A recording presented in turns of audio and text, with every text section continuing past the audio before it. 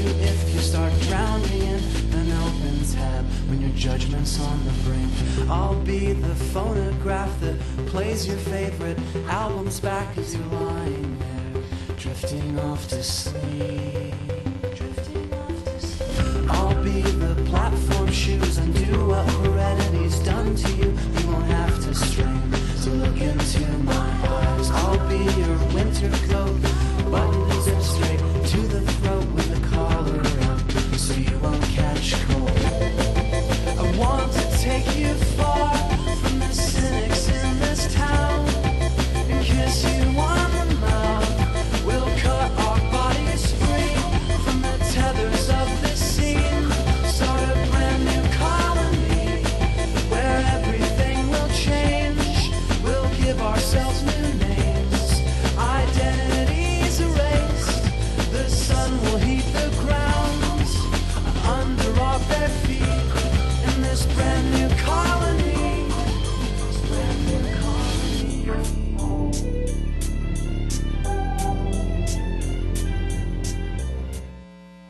Please welcome back to the stage our moderator, Miles O'Brien.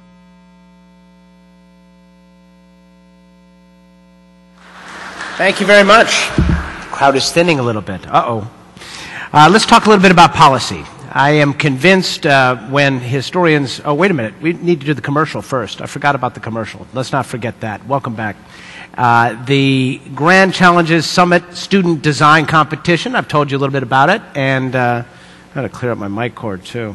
Let's enjoy... The commercials were to...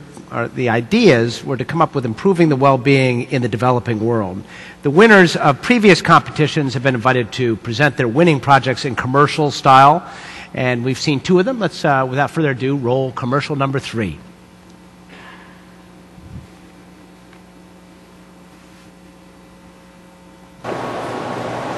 We at NAE are working on commercializing a product that will transform low-value waste into high-value electricity. Many places in both the United States are affected by the high costs of electricity, and places in the developing world don't have the infrastructure in order to generate electricity. Our solution is to attach a bioreactor that feeds on readily available wastes to a hydrogen fuel cell.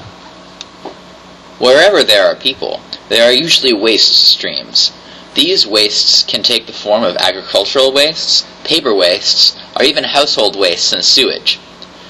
The challenge is how to turn these waste streams into a ready, available supply of electricity.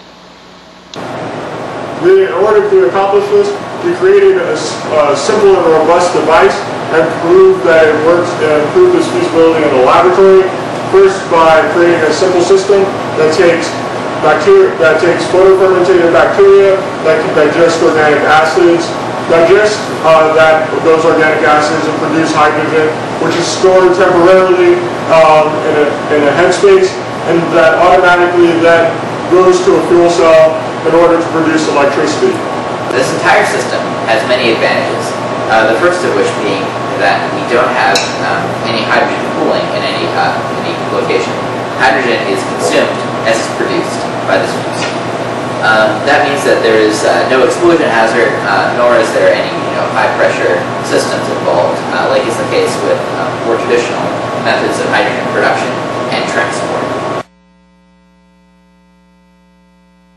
That same system that we proved in the laboratory, we're going to scale up using funds obtained from various sources such as DARPA-E or HFCIT, government grants that will allow us to do research and transform this laboratory prototype into a commercial prototype that we can hand over to our customers in both the United States and NGOs and other organizations that are serving the developing world.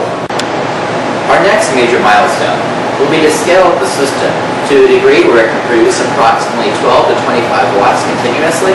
This is enough power to power a small complex fluorescent light bulb or a series of LEDs.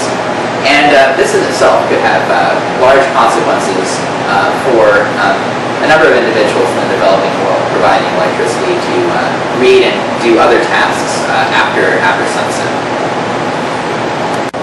biogen system will be able to contribute to the consistently growing demand for energy and electricity in the developing world as those countries move into their respective industrial revolutions. Our system is a compelling approach for low-cost, sustainable energy. All right. That's number 3. We'll let you know the winner at the end of the summit. All right, policy time. That's our policy panel is about to come on. When historians write about our era, I'm convinced they'll spend a lot of time talking about some of the failings of our political leaders, frankly, to forge compromises that bring solutions to the big problems we face and that are embodied in the grand challenges, whether it's the stunning deficit, national debt, or inability to grapple with the healthcare crisis or climate change. There seems to be little appetite these days to do the hard things because they are hard, as JFK famously challenged us about 50 years ago. So is this a crisis of leadership, or is it simply democracy in action, and the American people are content to dig in on their respective sides and watch the country self-destruct? I actually don't think it's the latter. We just need to hold our leaders accountable and educate them. How do we make them understand that these grand challenges are not just pie-in-the-sky musings from some bright engineers, that they're essential to our future? The grand challenges, by definition, are grand, and to accomplish them in many cases requires a political class that collectively thinks big and is able to enact the policies that will make these big ideas become a reality. It means looking beyond the petty local, short-term, and politically expedient things which seem to be at the center of our political debate these days. So how are we going to fix that? Well, I think we're going to start with this panel. It's my pleasure to introduce the policy keynote speaker, the Chancellor of the University of California at Davis, Dr. Linda Katehi.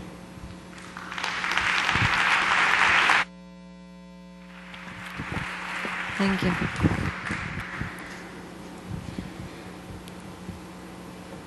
Good afternoon.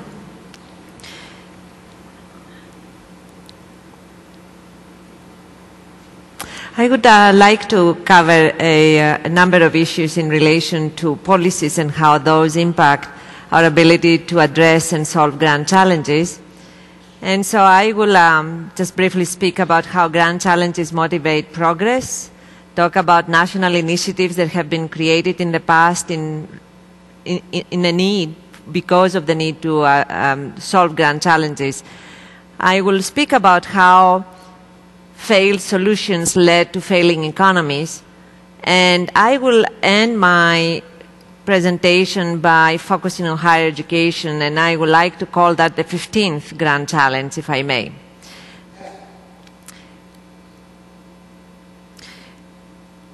I hope that you see, yes, you see the numbers, the colors well, but I wanted to say that we all know that social and technological progress has been driven by efforts to address major challenges. That is historically correct, and we have seen it in many different times in the US history, of course, and in the history of many other countries.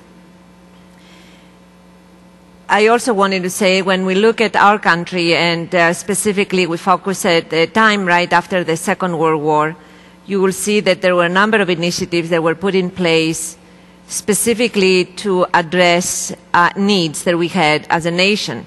And so the National Institute of Health was created at the time to promote health and improve quality of life. Also, the National Aeronautics and Space Administration, or NASA, was created at the same time to be able to give us, for us to help us understand space.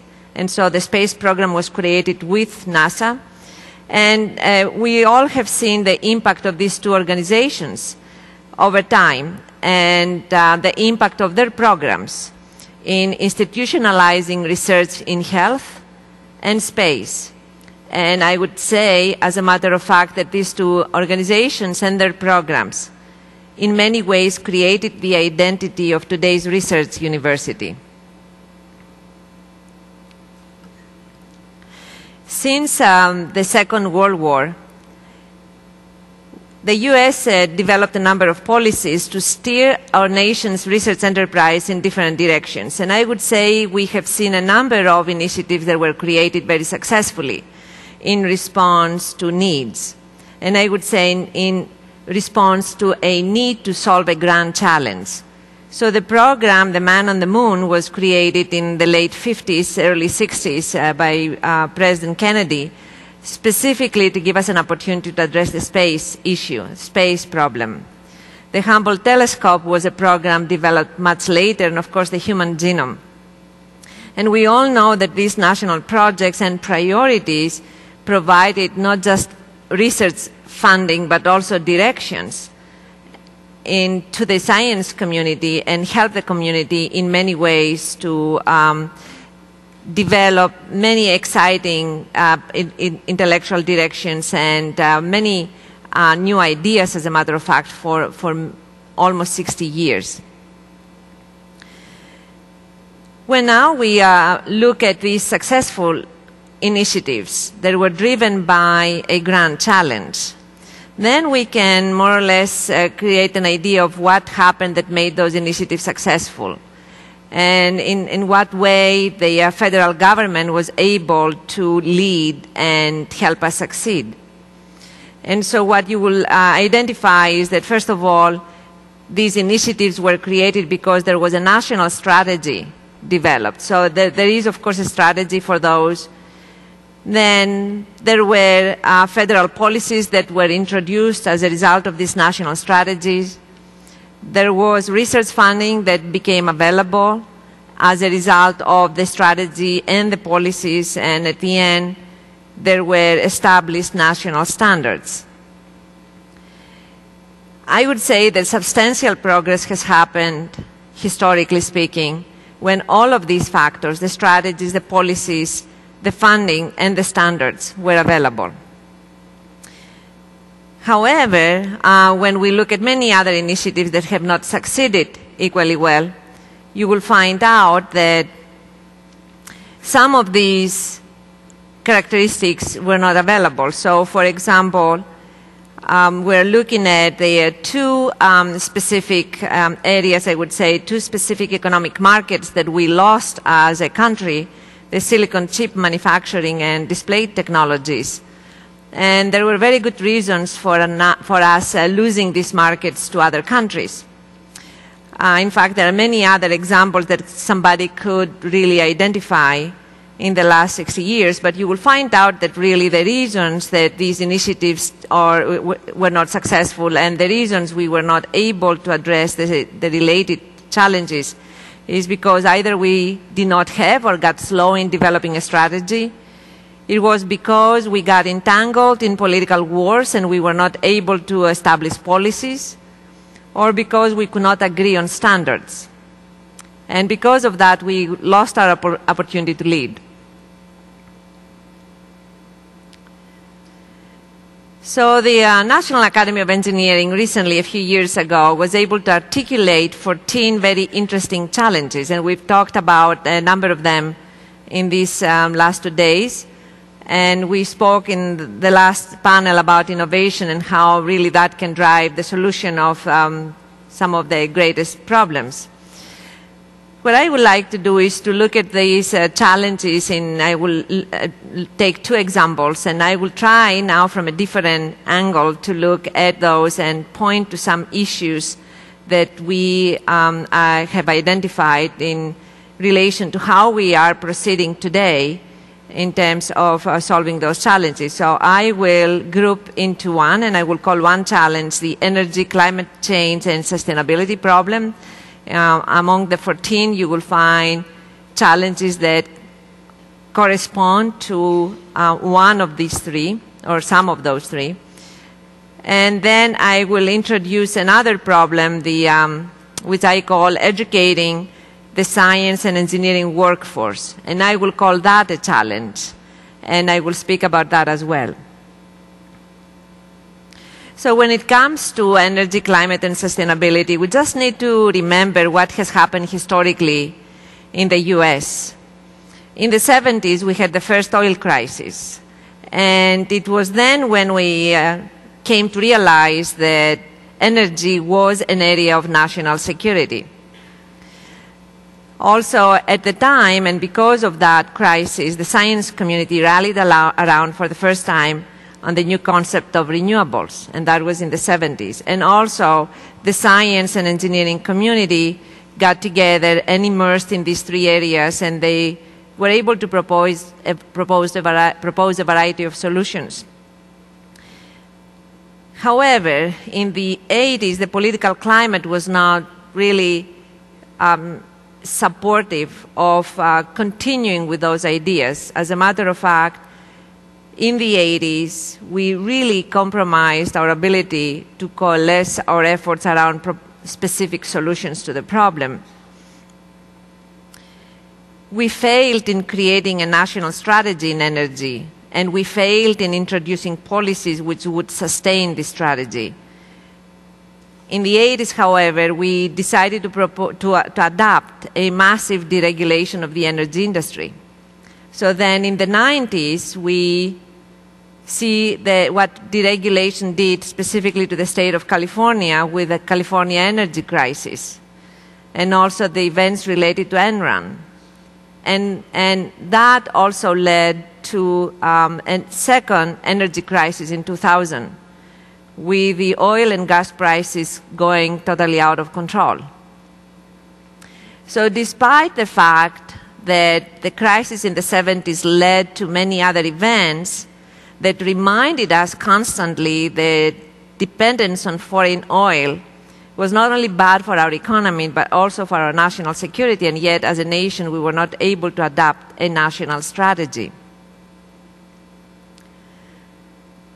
In addition to the lack of strategy, also the lack of policies made it very difficult for the states to advance any solutions to the energy problem, to climate change problem, or sustainability. And of course, today we need to recognize that funds have become available, specifically recently with the Obama government. There was the stimulus funds provided to the Department of Energy. Was in fact an action that was taken because it was recognized that energy is a major challenge that needs to be addressed. However, funding without a strategy does not necessarily help us solve the problem. Funding to the science community, specifically to solve the energy problem, may help the science community create knowledge in this area, but may not necessarily help us solve the national energy problem.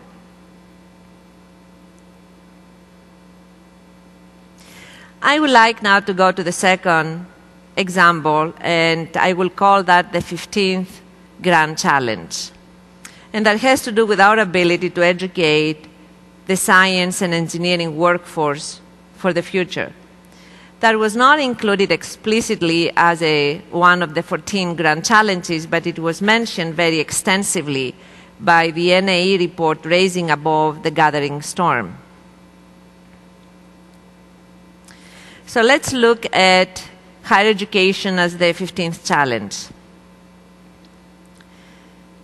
And I would like to use this as an example for the rest of the time I have available today. And I would like to try to help us see exactly how higher education today, at a time when we think that we have the best higher education in the world, is a grand challenge for us.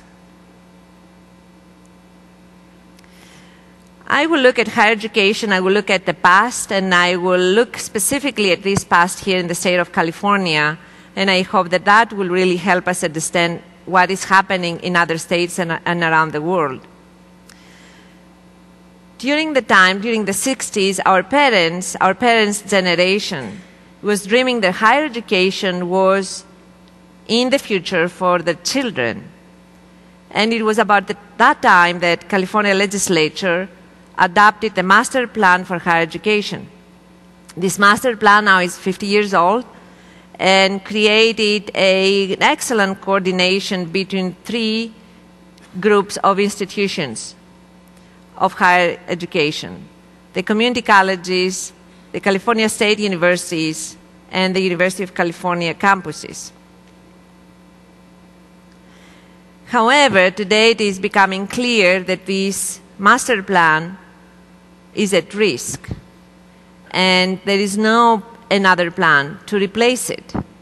So I would like to speak about higher education at present. So in the University of California system, and that really applies to many other public universities in the US, we see a very specific trend, and that is that state funding has been going down for many years. Just to give you some numbers, in the University of California system, state funding has fallen to 50% of what it was 20 years ago, and went down by 20% this past year. What is happening to public institutions in the state of California is not unique to the state of California. It's happening in other states as well. And it really indicates that there has been a fundamental change in the way we view higher education today, our generation, how our generation views higher education for our children. There seems to be a drift in our social values, and also a reduction of public support towards public services. In addition, there is also a distrust of government. In California, we have failed to recognize the critical connection between higher education and the economy, and how critical it is for the state to have a talented and competitive workforce for the economy to continue to thrive. We have failed to recognize that unless we support higher education, this workforce will not exist. And unless we make sure that the quality of the education is very high, this workforce may exist in numbers but not in quality.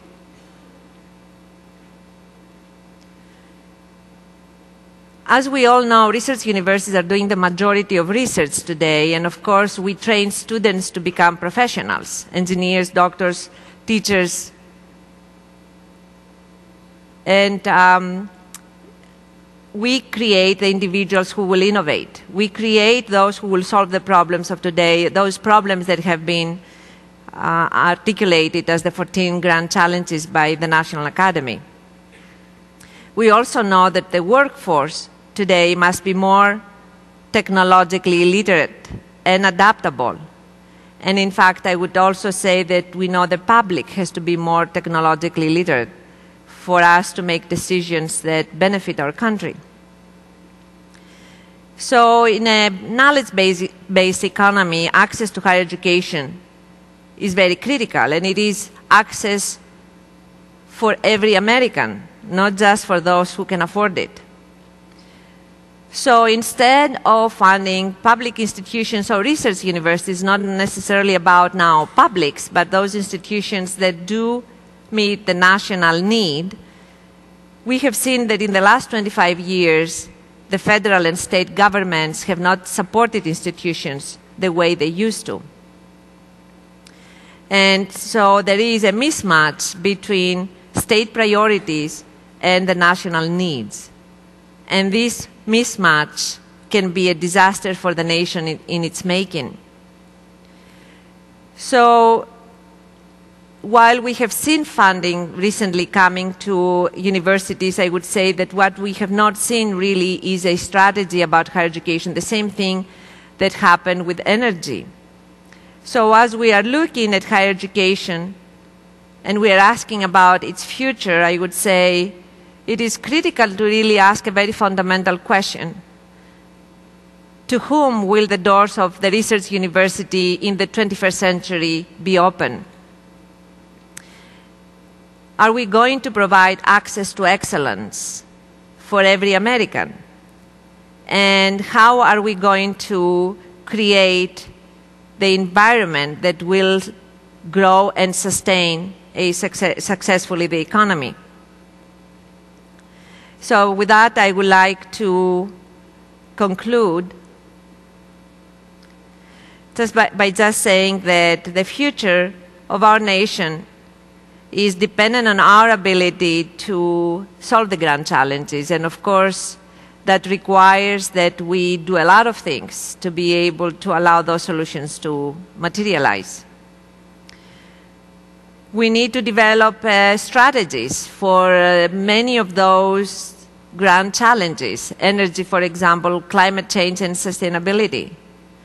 And I would add higher education as one of them. And of course, we should recognize that today, even if we are living through very difficult economic times, it is absolutely critical that we invest forward. And we invest in those institutions that will provide us with the tools and the people we need to be able to solve the grand challenges.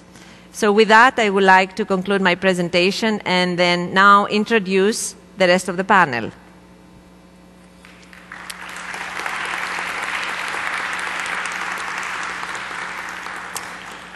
And first we have Amy Alving, the Chief Technical Officer at the Science Applications International Corporation, SAIC.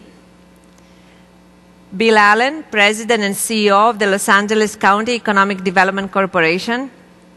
Dana Goldman, Director of the Leonard D. Schaeffer Center for Health Policy and Economics at USC. And Daniel Schnur, Chairman of the California Fair Political Practices and Director of the Jesse M. Unruh Institute of Politics at USC. Thank you.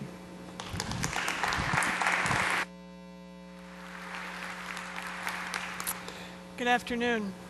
I'm delighted to be here today, and I was asked to say a little bit about the role of the federal government in helping step up to the grand challenges. And I'll talk about that from the perspective of somebody who spent a number of years in the government on the DoD side, as well as somebody who used to be an academic and somebody who is now in industry. So I have a number of different perspectives, and I'm happy to address the topic, but I want to put it in perspective itself. This afternoon we heard from Peter about the role of the human spirit in addressing these challenges, and I agree with him. Fundamentally and ultimately, the solutions to these problems will come from people, from their energy, their passion, their creativity, and so forth. And so we also heard from Jeff and Paul, who spoke about the role of industry, whether the defense industry or the entertainment industry, and they have a role to play as well. So I'll speak a little bit about the role of the federal government, but it's not the be-all and end-all. Everybody has something to offer here. And actually, I'm going to address three categories that Linda raised: the role of funding, the role of policy, the role of standards, and then I'll put another challenge out on the table since Linda did that herself.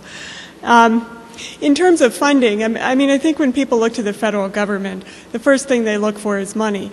And that's appropriate in some cases, and it's not appropriate in other cases. So as I walk through my examples, I'll point to different challenges where what I'm talking about is especially relevant. So when it comes to funding, I think the role of the federal government is most clear and most easy to understand when we're talking about things at the basic research end of the spectrum. So for example, a challenge that says we need to reverse engineer the brain is a pretty basic research problem, and though ultimately you can imagine lots of practical applications for that, it might take a while to get there. And so that would be an area where you would expect that the federal government may play a role in helping fund.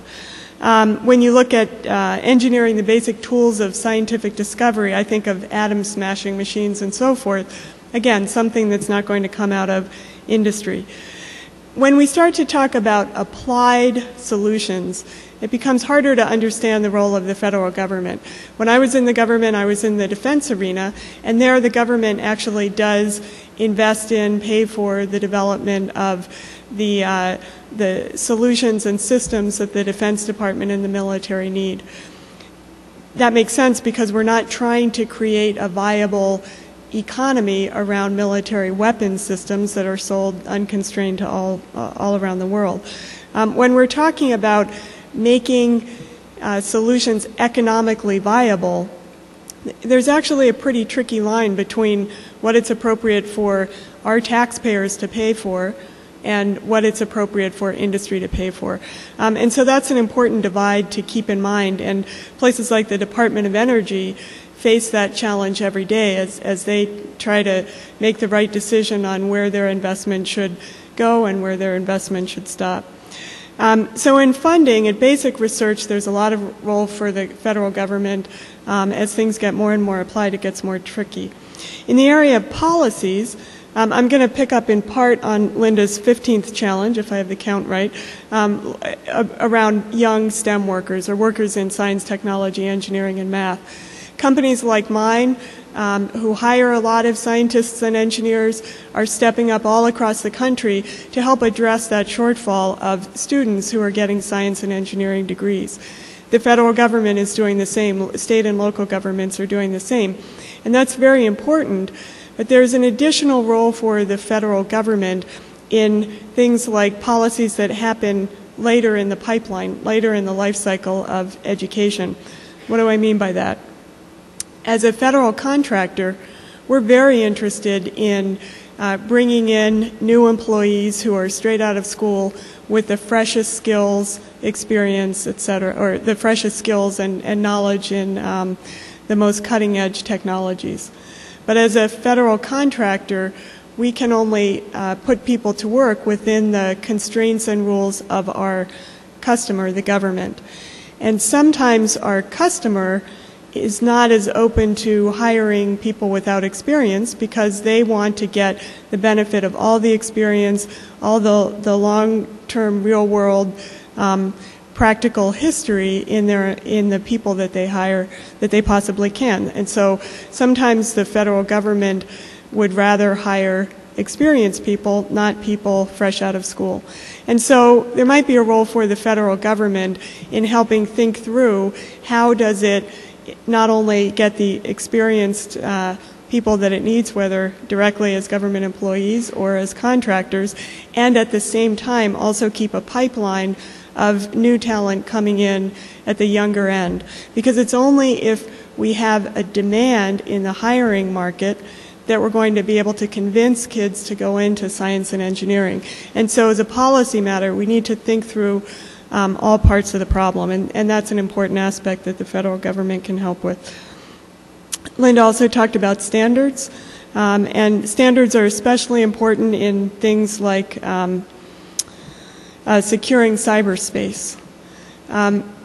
Cyber is a tricky problem because the interconnectivity that's driving the power behind the cyber or the internet revolution is now turning into a vulnerability. That very connectivity was its strength and is its strength. It's driven new markets, innovation, etc. But that connectivity brings vulnerabilities with it. And frankly, the internet wasn't really developed to worry about how do you stop people from doing things that they shouldn't be doing. The internet was developed to ensure connectivity. And so now, many decades later, we're going back and realizing that connectivity is both a strength and a vulnerability. How do we deal with that vulnerability?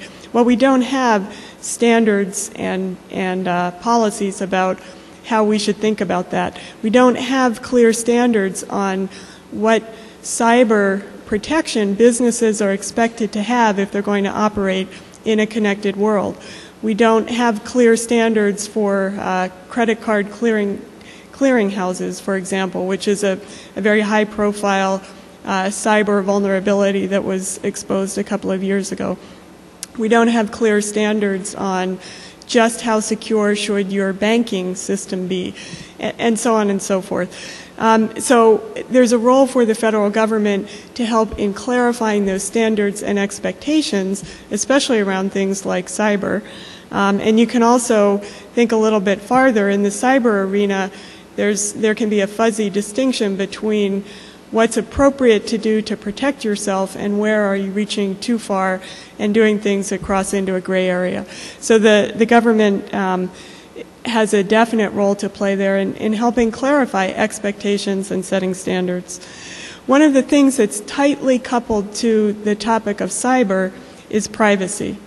And I'm going to take that topic a little bit farther as I use my last 2 minutes to lay out my own new challenge. When you look at the grand challenge of advance health informatics, you can immediately start to think about questions about privacy. And in fact, I would say that in the health arena, privacy thinking is probably the most advanced compared to any other arena that we're thinking about. But I think to really address the privacy challenge, we need to step back one step and think about what does identity mean in the 21st century.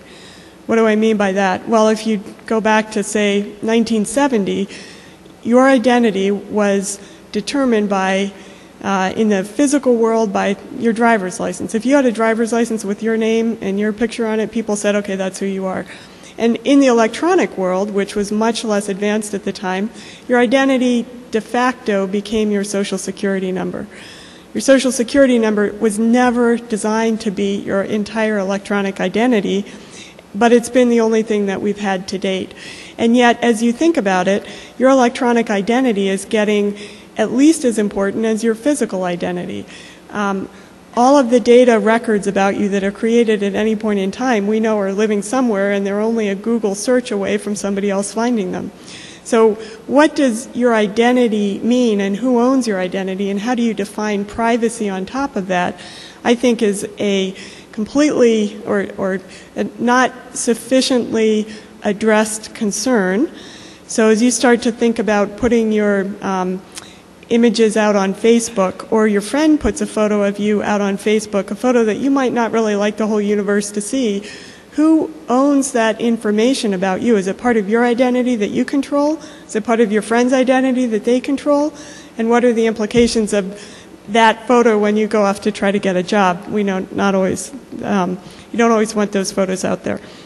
So I think one of the great unaddressed challenges in the 21st century is what does identity mean in an electronic age? And that's definitely an area where the National Academy, the federal government, academics, industry, et cetera, have a role to play. And with that, I will turn it over to Bill.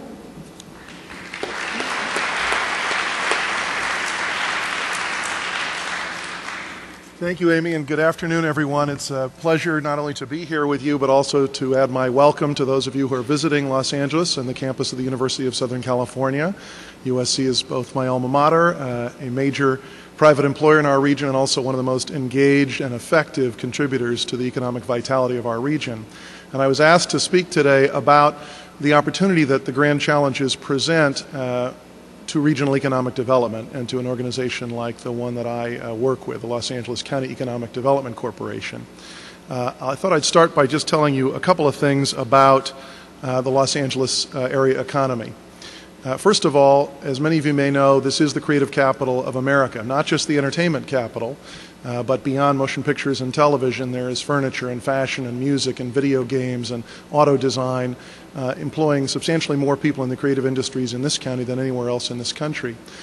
Because of the creative abilities in this region, we've begun over the years to manufacture more and more things beyond television shows and films, military and commercial aircraft, furniture, toys, fashion, an extraordinary array of products, Panavision cameras, Medtronic infusion pumps, American Apparel's entire line of fashion products manufactured in this region.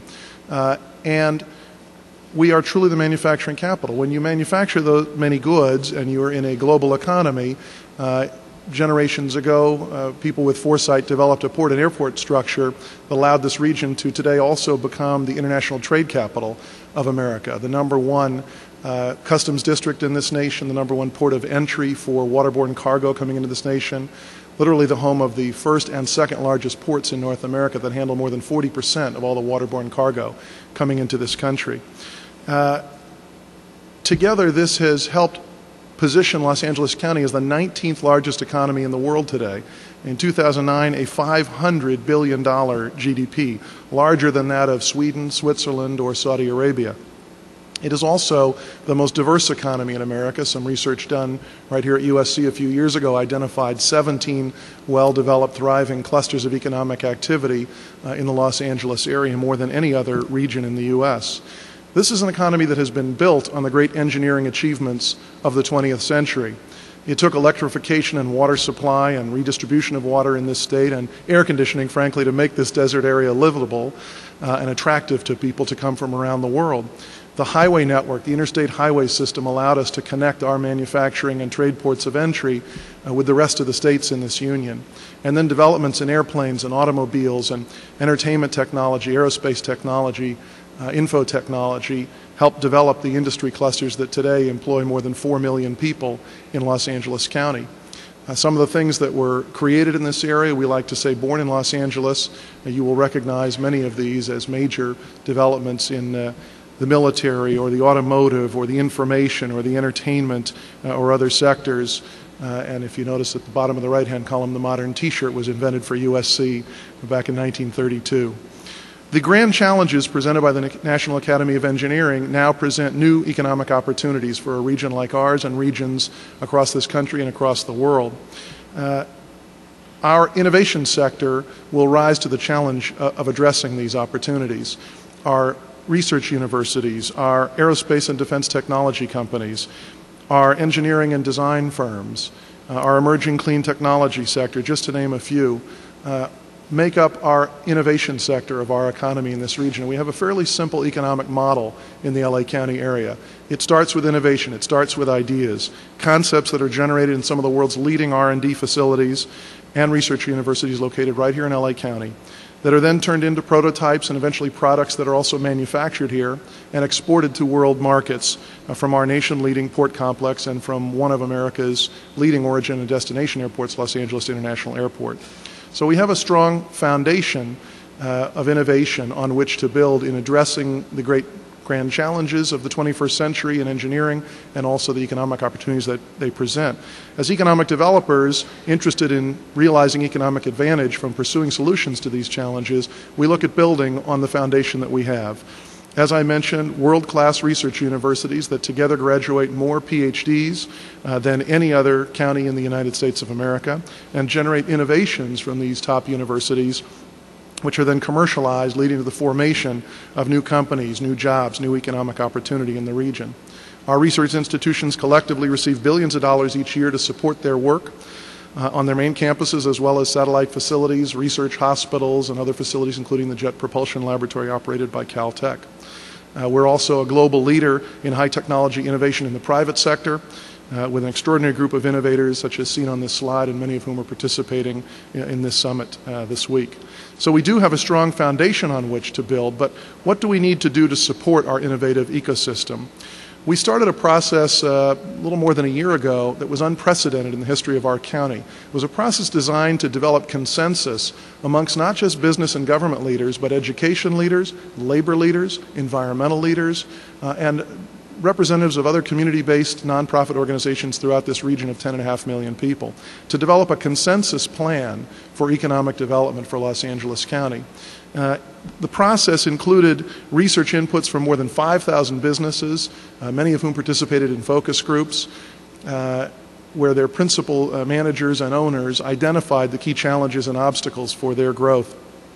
We surveyed best practices around the world of competitive economic regions and identified a group of ideas that we then took to 26 public workshops that more than 1,080 stakeholder organizations in our region sent representatives to. And they gave us feedback to create this first ever consensus plan.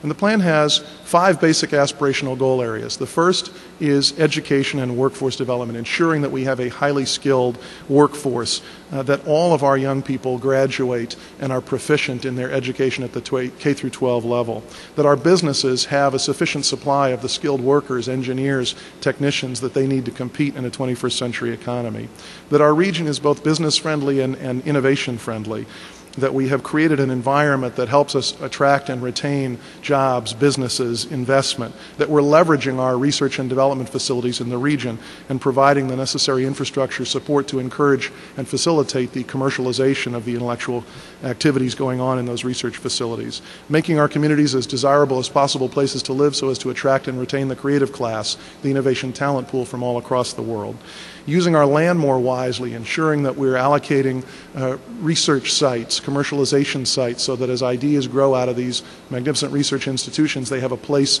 on which they can grow into new companies and new opportunities for the people who live in our region.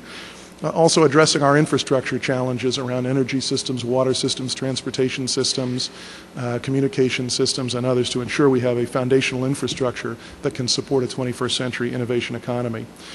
This was adopted unanimously not only by our County Board of Supervisors in December of this past year, but has now been adopted by 84 of the 88 cities across Los Angeles County, who are all operating from the basic principles in this plan today, which is unprecedented in the history of this region.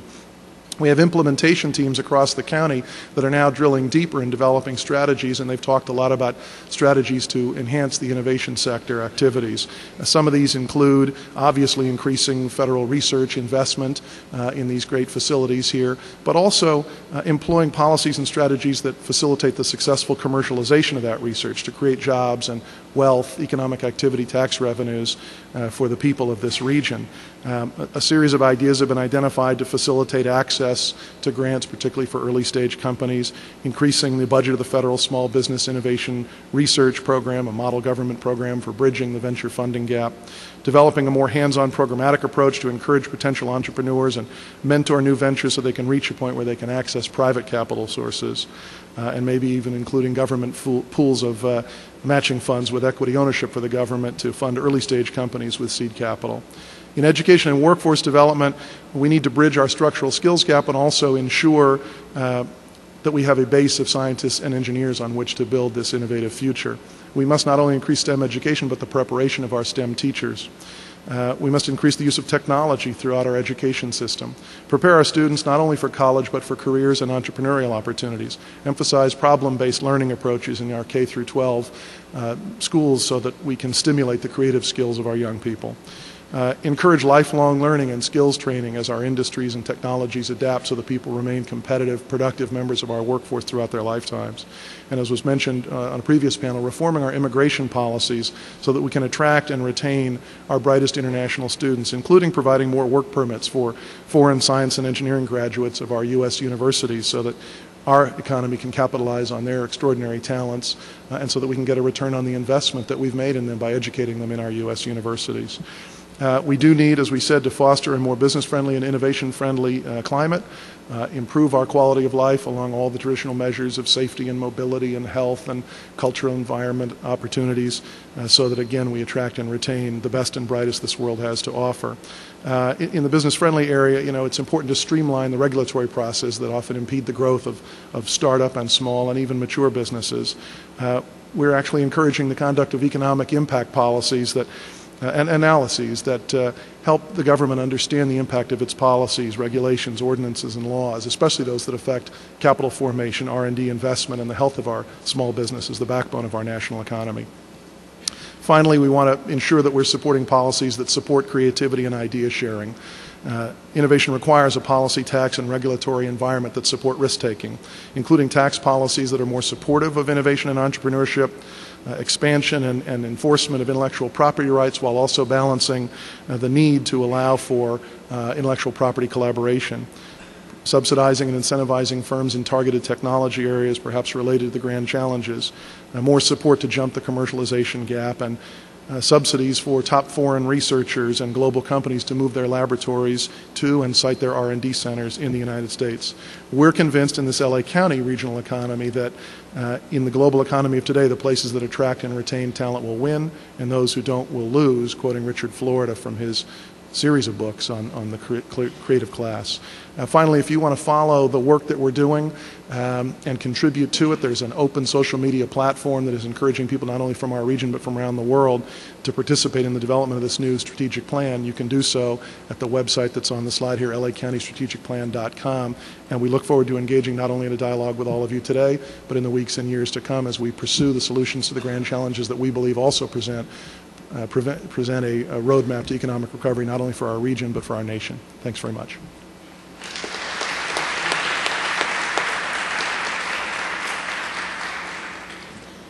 Thank you. For those of you who are optimistic about the role of innovation in public policy, I'm here to talk to you about healthcare. So with that in mind, I'm going to start by pointing out the cause of all the hand-wringing that we see. And what this chart shows is the share of national income that goes to healthcare. And you can see that in 1960 we were spending about 6% of our GDP on healthcare, and now we're spending 16%, or actually it's closer to 18% today. And the issue here, though, is if I had put up how much we're spending on smartphones, it would look exactly the same. So what is the source of the hand-wringing? And actually, part of the reason, I think, is that people believe that we have a private healthcare system, but in fact, this year is the first year that more than 50% of healthcare is going to be financed by the government. And so what we really have is a quasi-private healthcare system, and there are a lot of public subsidies, and that raises a lot of important issues about how we transfer, the transfers that we make in society. But one of the issues you may see a lot is people say, well, what are we getting for our money? And that's an important question. And actually what you see here is the mortality rate drawn for people age 40 to 75. And this is what it looked like in 1974. And of course, because this is a mortality rate, the goal is to get the curve down. And so it turns out that this is what it looked like in 84, 94, and 2004. So you can see that we're making progress. What it means, for instance, is that the mortality rate of a 65-year-old today looks something like that. Another way to say this is that 65 is the new 59.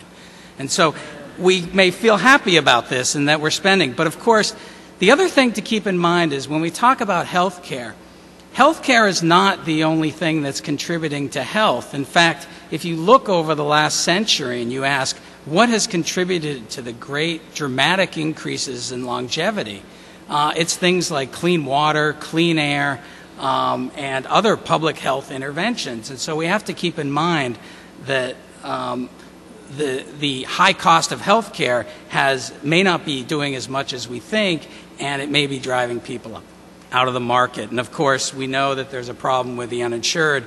We've solved that now, so I won't belabor that point. But I want to talk a little bit about what's driving the increase in healthcare, and then I'll come back to technology. And the first point, which may seem obvious to a lot of people, is that healthcare spending rises with age. But I should point out that in some countries that's actually not true, because the argument is that when you want to make investments, when we make investments in education, for example, we make those when people are young so that they have a lifetime to accumulate the returns. So it's not clear that a society would want to have a curve that shows healthcare spending rising late in life. And where this really manifests, of course, is when we start to talk about end of life. But then you link that with the fact that we have more elderly people in the United States, and it's clear that aging is contributing to healthcare spending. Second issue I want to point out is that what you see here is GDP per capita for several developed countries. And I've arrayed it so that GDP is on the horizontal axis, so how rich a country is. And you can see that their healthcare spending rises, and there's actually a remarkable linear correspondence between how much a country pays, how wealthy a country is, and how much they spend on healthcare. And if you think about it, it makes sense. So as a country, as we get wealthier as a society, it turns out that the value of, say, an extra flat screen TV or a third car, that tends to diminish. But the value of health and living longer actually goes up. And so you can see, I'm an economist, as you can tell, and as we think about the trade-offs between those, you can understand why, as a wealthier society, we may just want to spend more on health care. And then finally, one of the interesting phenomena in the United States is that the share that people pay out of pocket for health care, that is, how much they pay at the point of service, used to be about 50%. So 1 out of every $2 they would pay at the time of service. And over time, we've actually increased the share that's insured, if you will. And just like when we have a sale on apples, people use more. When we have insurance, we know that people use more as well. Now, some people might say, well, how is it that out-of-pocket spending is rising so much if the share paid is going down? And the answer is that first graph. That is, that we're just spending a lot more on health care. And of course, we pay for health care one way or the other. We pay it in premiums or we pay it out of pocket. So we shouldn't delude ourselves that out-of-pocket spending is what's going on. So if you kind of put these things together, what you find is that about 10 to 15% of the increase in total medical spending comes through aging. About 10 to 20% is coming from income, and part of it is coming from insurance. And then there's an issue of prices, and I think it's important to talk about prices because this is actually a place where public policy has completely gotten it wrong. That is to say, when you're thinking about buying your smartphone, you go to the store, you look at that smartphone, and you say, I know how much I need this, how valuable it is, and how much I'm willing to spend for it. But when you go in for health care, the price you're paying is for the visit to the doctor, how much time you're spending in the hospital, the things that are being done to you. But that's not the good you really want. What you really want is health. And so really what we're looking for is the price of health. And it's actually strange to me, at least, that you go into the hospital and if they screw up and you die, they still get paid. I mean, in most consumer products, you would say, well, we're not going to pay you if you screw up. But in healthcare, for some reason, we do. And there's no reason, actually, why we shouldn't have a policy that reimburses for outcomes rather than inputs. So what that leaves is a large bucket. And that large bucket that's driving healthcare, we tend to call technology. So what I've put up here is a picture of a left ventricular assist device. So this is a device. It's for patients who have severe heart failure and are not candidates for a heart transplant. And there's a lot of technology there, an external battery pack, a prosthetic ventricle, and such. And there was a study done a few years ago that was published in the New England Journal of Medicine, which is the preeminent medical journal. And what it showed is that people who got this LVAD lived longer, or significantly longer, than people who got traditional medical therapy. Now, what you can see, I don't want you to understand these curves, but it turns out that the fact of the matter is everyone in this study died after 2.5 years. And the reason why is because it's just they were very sick. And there were better performance for the LVAD, though. And this cost $500,000, by the way. So this device came before Medicare, which covers most of the elderly in this country, virtually all. And Medicare had to make a decision about whether they should cover the LVAD.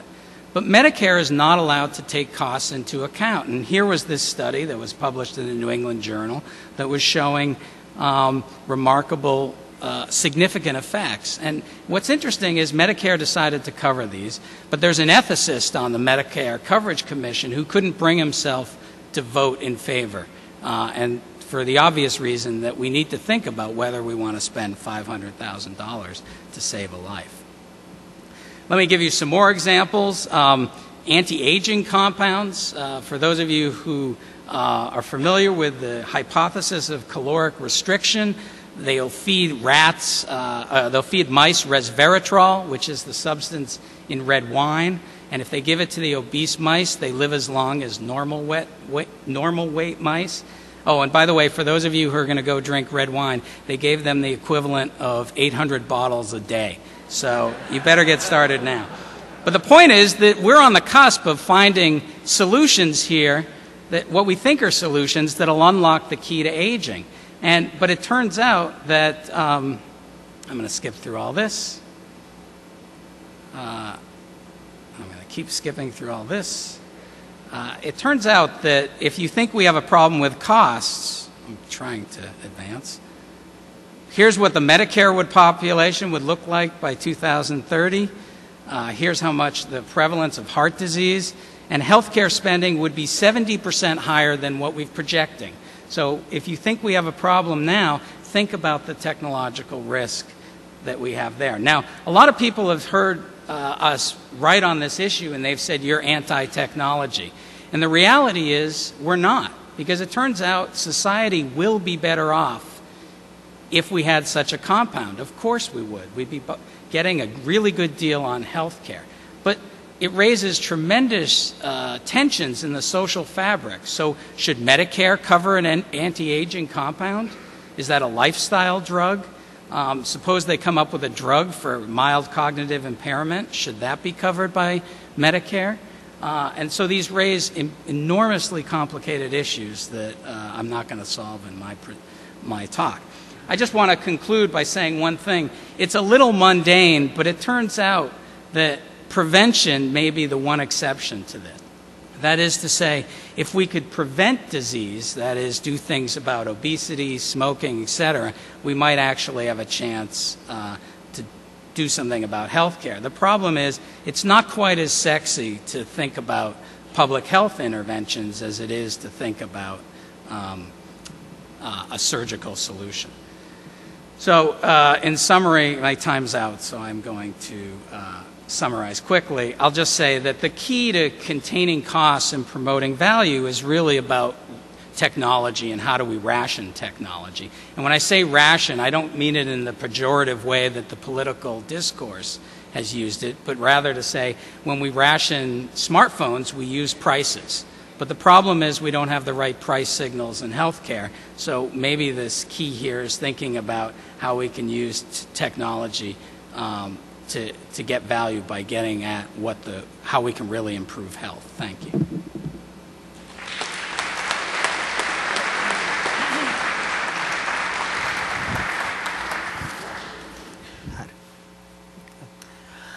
First of all, I'd like to thank all of you for having me here today, not only to participate, and I think what you would all agree is a tremendously important, if not critical, conversation, but selfishly speaking, I'm very grateful for another reason as well, because although you'll see on the board up there, I am currently and temporarily in Sacramento as the chairman of the state's Fair Political Practices Commission.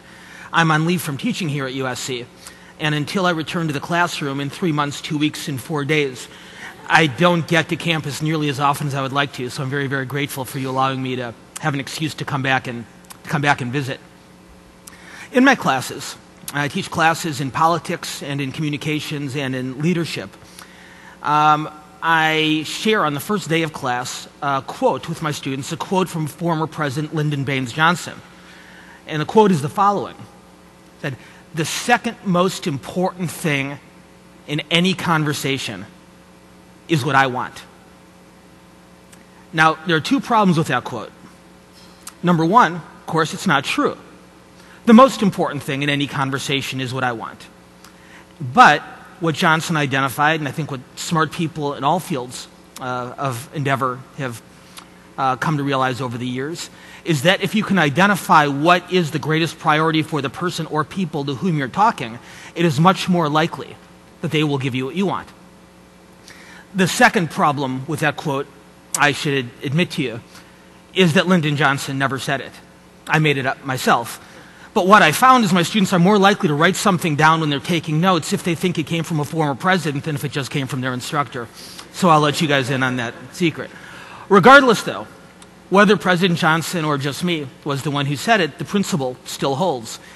And I think the value in this panel's discussion is, while my other panelists have talked, I think, very, very effectively about how to transform ideas and innovation into policy, what I want to talk about for just a few minutes is how to translate that policy into reality. And I guess there are three general thoughts I'd like to share with you in this area, recognizing the audience that we would now face, taking the idea, the innovation that has become policy, and taking it to an audience of policymakers, of elected officials, of candidates, and of their advisors. So there's three basic points that I would like to make. Number one, most important, is show them, show your audience, show the political policy-making audience why your idea solves their problem. And I want to be very, very specific about this, because one of the mistakes we tend to make in our arena is we assume, number one, that they already know that, and number two, we assume that the problem that we're trying to solve is the problem that they're trying to solve as well. And for better or worse, and I do not mean this in the pejorative either, but in a political policy-making context, their problem often, if not always, has a lot more to do with the next election than it has to do with the broader policy and technology challenge that you have identified. And I think one of the greatest examples we've seen in recent political history of an innovation becoming not just policy but quickly moving toward reality is in the area of green technology. But I think what the leaders of this community have done very appropriately and very intelligently is, rather than selling the broader societal benefits of advances in this area. They have also sold very specific, very tangible political benefits as well. If you are a candidate, if you are an office holder, what do you care about most? You care most about what your voters care about. And what do those voters care most about now? They care about jobs, they care about economic growth. And here in California, in the debate over AB 32, the climate change legislation that Senator Pavley passed and Governor Schwarzenegger signed, and spurring the opposition to Proposition 23 currently on this November's ballot, is the idea that green technology creates jobs. Now, is that the only thing it does? Of course not. Is it the most important thing it does? Debatable. But the second most important thing in any conversation was that I want. And if I'm talking to an office holder or a candidate or a policymaker in their universe, recognizing that their voters are concentrating first and foremost on job creation and economic growth, that is the element to this message that I sell. Second thought I would offer you is bring an interpreter. Bring someone who can take your idea, who can take our idea and innovation and explain it to a policymaker, to a candidate, to an office holder who is by their very nature a generalist. Many years ago, in the mid-late 1990s, I helped start a group in Silicon Valley called Technology Network. And as a group of high-tech CEOs that decided that they wanted to engage more forcefully and more regularly with policymakers in Washington and Sacramento. And the first thing they learned is that they spoke an entirely different, not only did they speak an entirely different language than the policy-making audience they were trying to reach, but they really didn't know how to surmount that language gap. And what helped do it, what helped build a bridge between Silicon Valley and Washington and Sacramento was an effort at interpreting their technological innovation into policy progress that a lawmaker or a legislator could understand. Help the policymakers understand. Brief them. Show them what you do. Teach them why what you do is important, and then work with them and let them translate that into a policy or political imperative that can help them achieve their objectives. Third, and I think this is an area of particular import, I would suggest to you that an innovation-based community, by necessity, tends to be very, very specifically focused in your own area. And like I said, that's understandable. If you're devoting your life or your life's work to a particular area, then that's obviously going to be a primary import to you. And by sheer necessity, you're going to block out or at least deprioritize other necessities in the community. And what I would suggest to you is just as important as showing the policymaking audience that I've been talking about why your idea solves their problem, just as important is trying to understand why their problem, their challenge, needs your help and will ultimately help you achieve your challenge as well. And I'll offer you one policy area that a couple of the other panelists have already talked about, that area being education, more specifically K-12 education. We agree, and Bill spoke about this, and I don't think anyone in the audience would argue, that we need to devote more time and attention to training the next generation of engineers through a greater emphasis on math and science. I think Bill pointed out, nobody in this audience would disagree, we need to reach out more aggressively to the best and brightest students in other countries. And as plenty of smart men and women have said, literally stapling a green card to their diploma when they graduate from college or from a graduate program. But what I would suggest is, in addition to that, as a necessary precursor to those types of education reforms which are of particular interest to our community, it's important for us to engage in the broader education reform debate. Engage in the discussion about teacher training and recruitment. Engage in the discussion about more classroom hours, whether it's a longer school day, a longer school week, or a longer school year. Engage in the discussion about how to develop and implement a more relevant and a more rigorous curriculum for K-12 students. Again, understand why their problem, the policymaking community of your city, your state, or country, needs your help.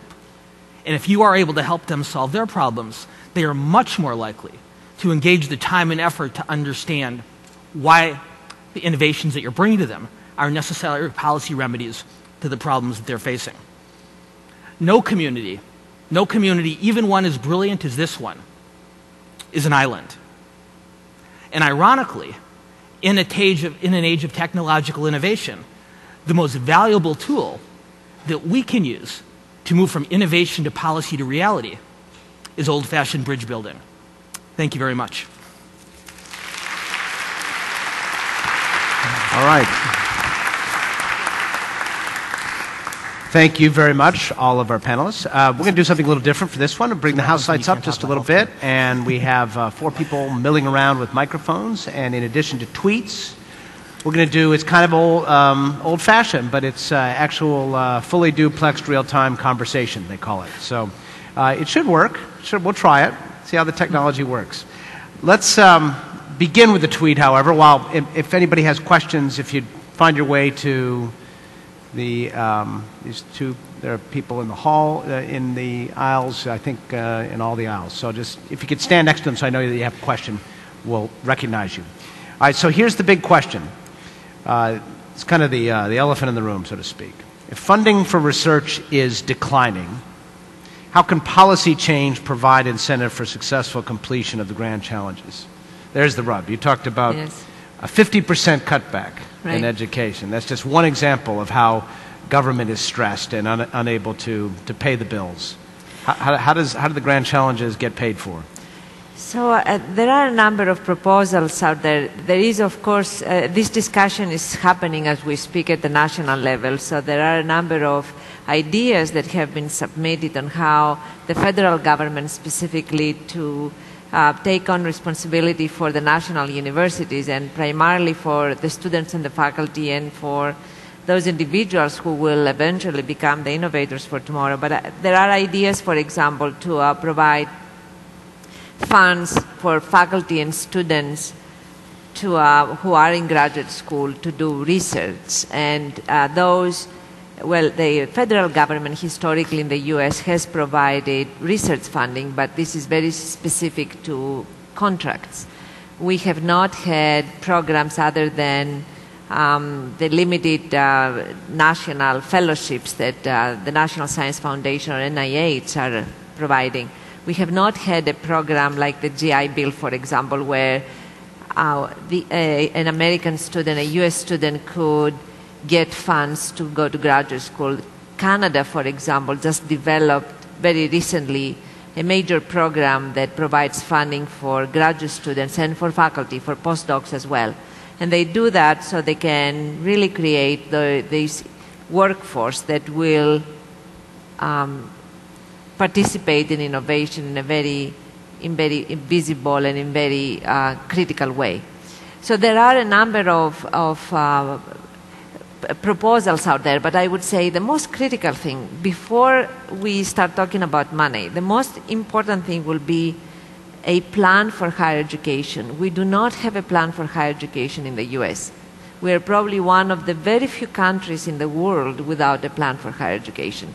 And we need to have that before we start talking about how to support the various goals of the plan. Anybody else want to talk about that notion? Miles, I guess I'd offer just one additional thought, is when you talk about higher education to a broader, not just a political audience, but to a broader community audience, you're really talking about two things.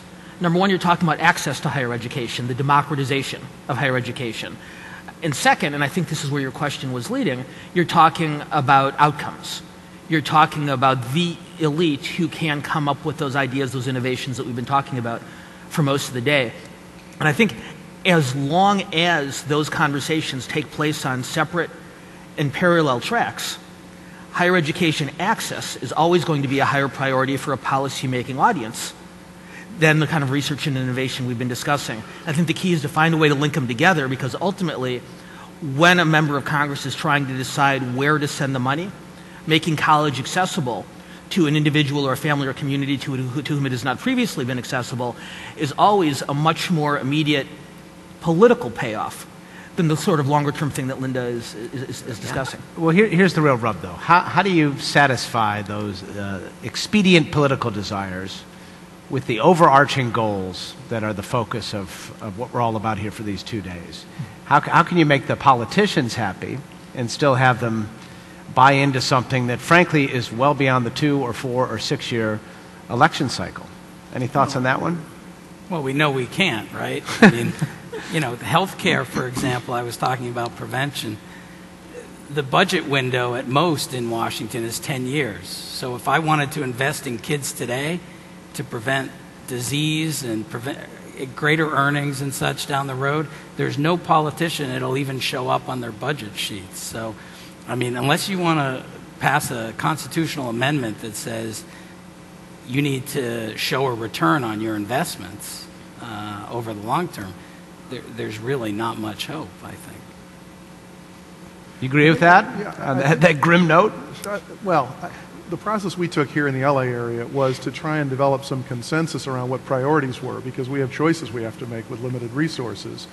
And historically in the LA area, we spoke from a lot of different positions. Business would have one position, labor would have another position, the environmental community yet another. By coming together in a process where we articulated education and investment as the number one priority, investment in education is the number one priority, it helps allow our local officials some confidence that the community is speaking with one voice. We're talking about prioritizing education, prioritizing a more business-friendly posture, enabling private sector job creation. And it's the first time that our cities have come together to change the way they do business. And a number of them who have been criticized as being less than business friendly or less than focused on innovation are now doing some extraordinary things. So part of it was creating a consensus so there was no political risk for the elected official. They didn't have to worry about making one group happy at the expense of another group that would have political risk for their next election. Quick question for you, too. One of the tweeters was curious. What you're doing here in LA, do you think it's scalable on a national level? I do, and we've been asked, actually, is it scalable even at the state level? You know, we have heard some criticism from some corners about whether we have a dysfunctional state government here in California. I've read that.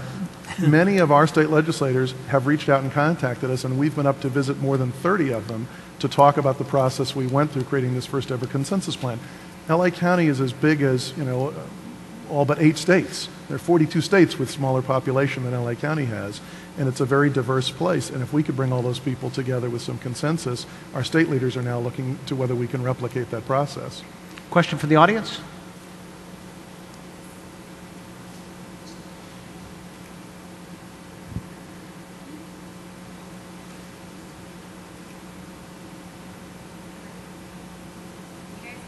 Why don't you just yell? Okay. There you go. So that works real well. There's been, I've been dying to ask this question since the beginning of the day, since the first panelist. So any remaining panelists out there, feel free to I think your mic is jump in working and now if you want to answer. hold it up. Yeah, it's working. Oh. Great. Okay. Didn't mean to alarm you. We've talked a lot about how education and research really play into this, and now we're talking about policy and how those who are involved in the research need to learn the language and, you know, be able to translate so that those who are making decisions have something to do. But Ms. Alving talked about this a little bit. What about those of us who have been educated or who have had the opportunity to do research?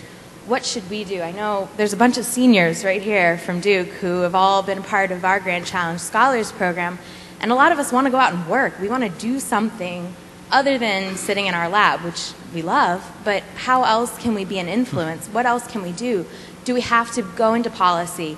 Can we go into industry when there's a lot of limitations on who's willing to hire those innovative, creative thinkers when there's a need for experience? So just some insight for the students here and the students watching.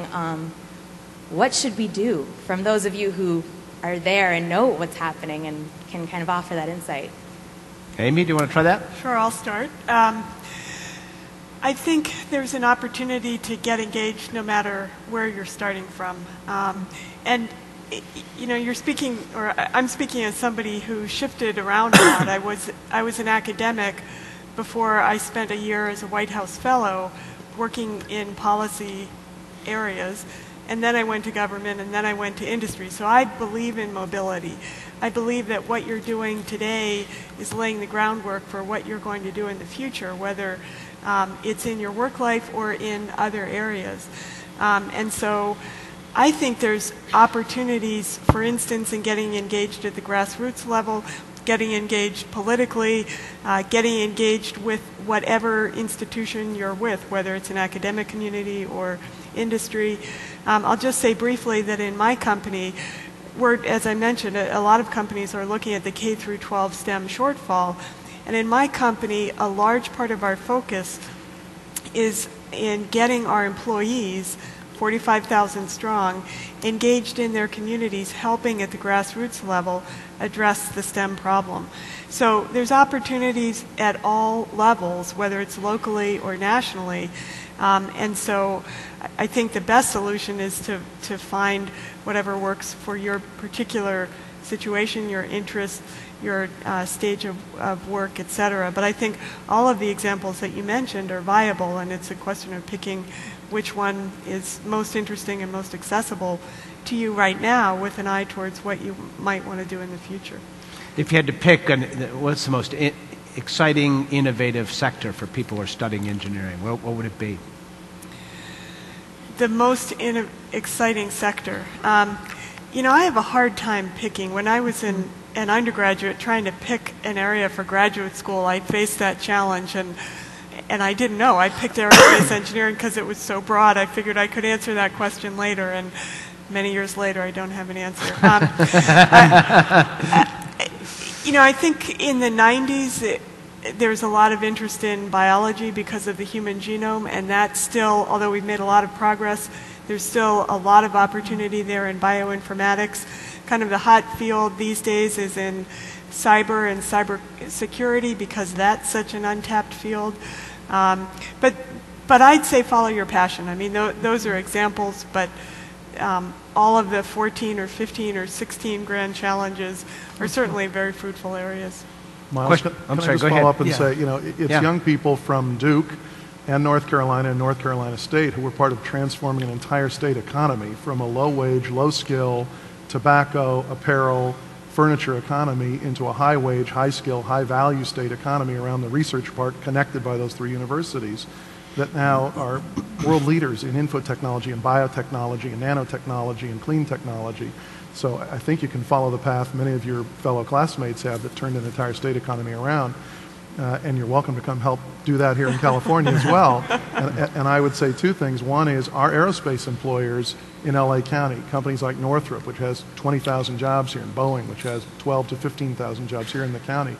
They're currently, in the depths of this terrible recession with unemployment rates being what they are, they each have hundreds of jobs open right now for engineers, technicians, scientists in those companies. Good wage, good career path jobs.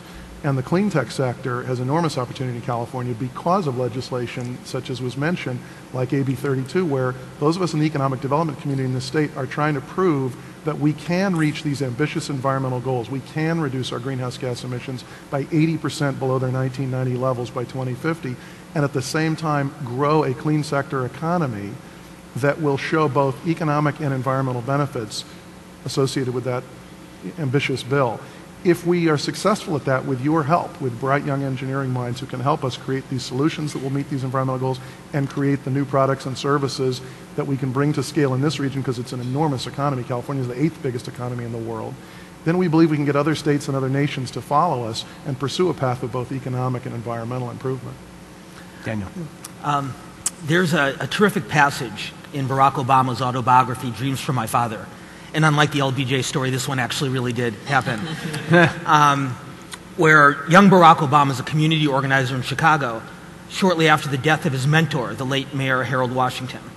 And he and the people in his community are rallying on behalf of a particular candidate to replace Mayor Washington, and they're at the city council meeting where the next mayor is going to be chosen. And before the meeting starts, young Barack Obama and his followers come into the meeting, and they're cheering and they're rallying. And just before the meeting starts, the head of the Chicago City Council, a gentleman by the name of Fast Eddie Verdoliak, comes out from a closed door, arm in arm with Harold Washington's chief deputy. And what young Barack Obama realizes is the decision was already made, and that if he, Barack Obama, wanted to make a difference, he had to get behind those doors. He had to get inside those gates. I'm not suggesting public service as an alternative to the types of things that Bill and Amy have been talking about. But I think for most of you, you're not about to make career choices for the next 40 or 50 years. You're going to make a choice for a year or 2 or 3 or 5 before you go on to your next thing. And I guess what I would suggest is that somewhere along the way, a few years inside the gates in public service is the place where you can really make a dent in the universe. If you look at someone like Stephen Chu or Arnie Duncan, as extraordinary accomplishments as they have provided in the rest of their careers by going inside the gates of policymaking, even temporarily. They got an audience that the rest of us can even dream of. So take on every single one of these grand challenges, but somewhere along the way, a year or 2 or 3 for public service is something you will never forget and you'll never regret. Yeah. Another question from the audience. The demand for students to come out of undergrad having experience is increasingly high, but there are only very few mandatory co-op or internship programs, engineering programs in the nation. Where's the demand from the industry to say we need more kids with experience graduating already with a year or 2 as a foundation is laid, so that you don't have to spend that time training them nearly as much, as we do currently?